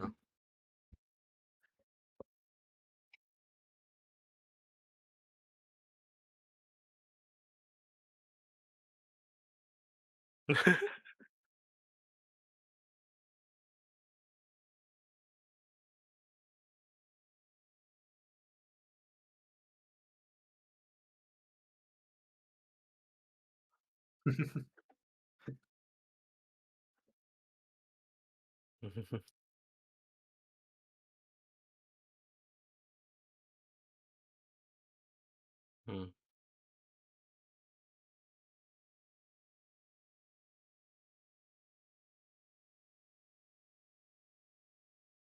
You're just throwing words. Yeah. Right. No, like, it's so bad, it's good. Yeah.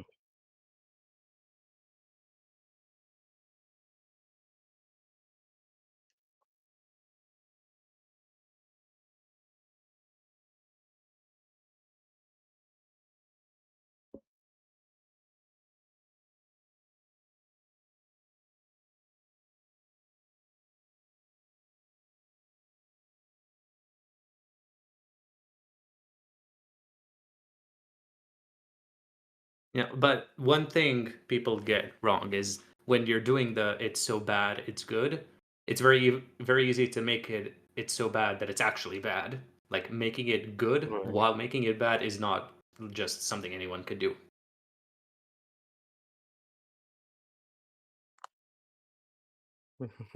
Well, maybe you unintentionally did it, but you managed to pull it off.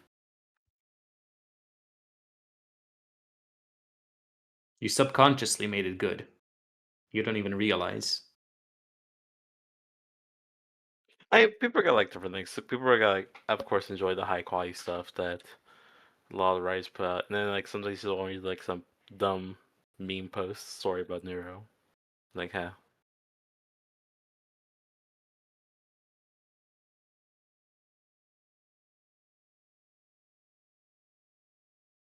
Okay, those meta ones are funny.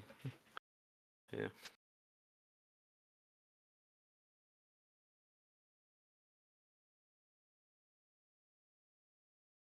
Okay, well, I'm gonna head out. Thank you all so much for coming. Thank you. See ya. See ya. Bye.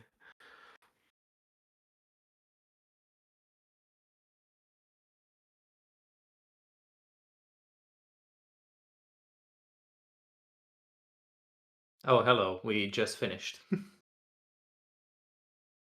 Bora. Yeah, we're just hanging out.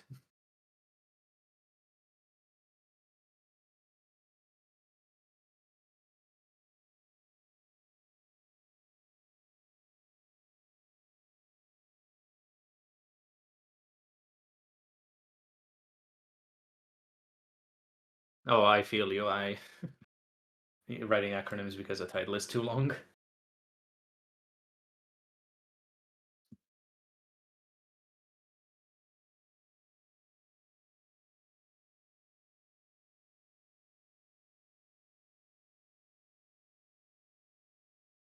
Okay, make sure to put it back after you're done.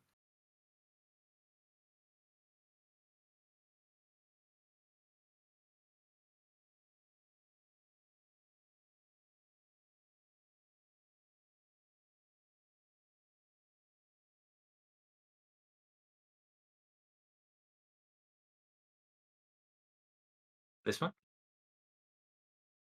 Ah, the 100th Neurofic. What a fitting title.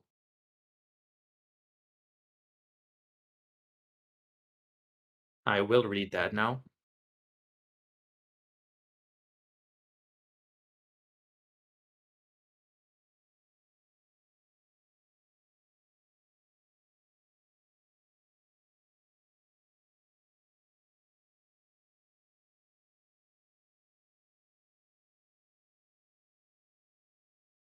Vidal would not approve.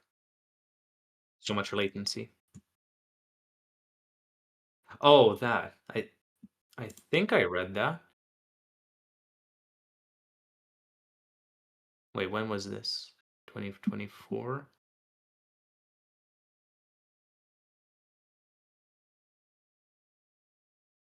Wow, Miyun. That's how you know it's old.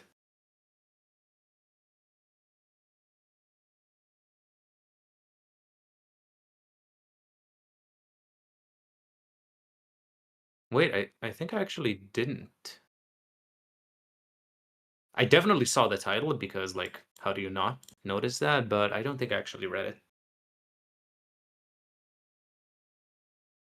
Also, why does it have every single, like, shipping category? Should I be concerned?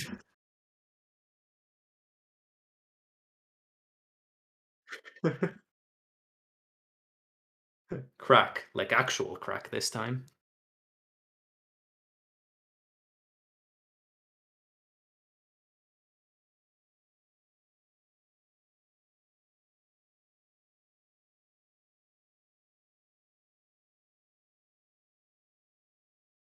See you.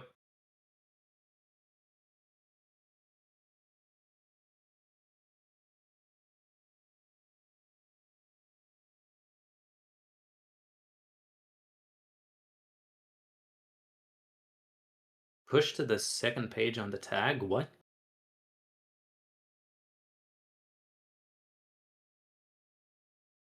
Oh. Oh, with a specific tag. Interesting.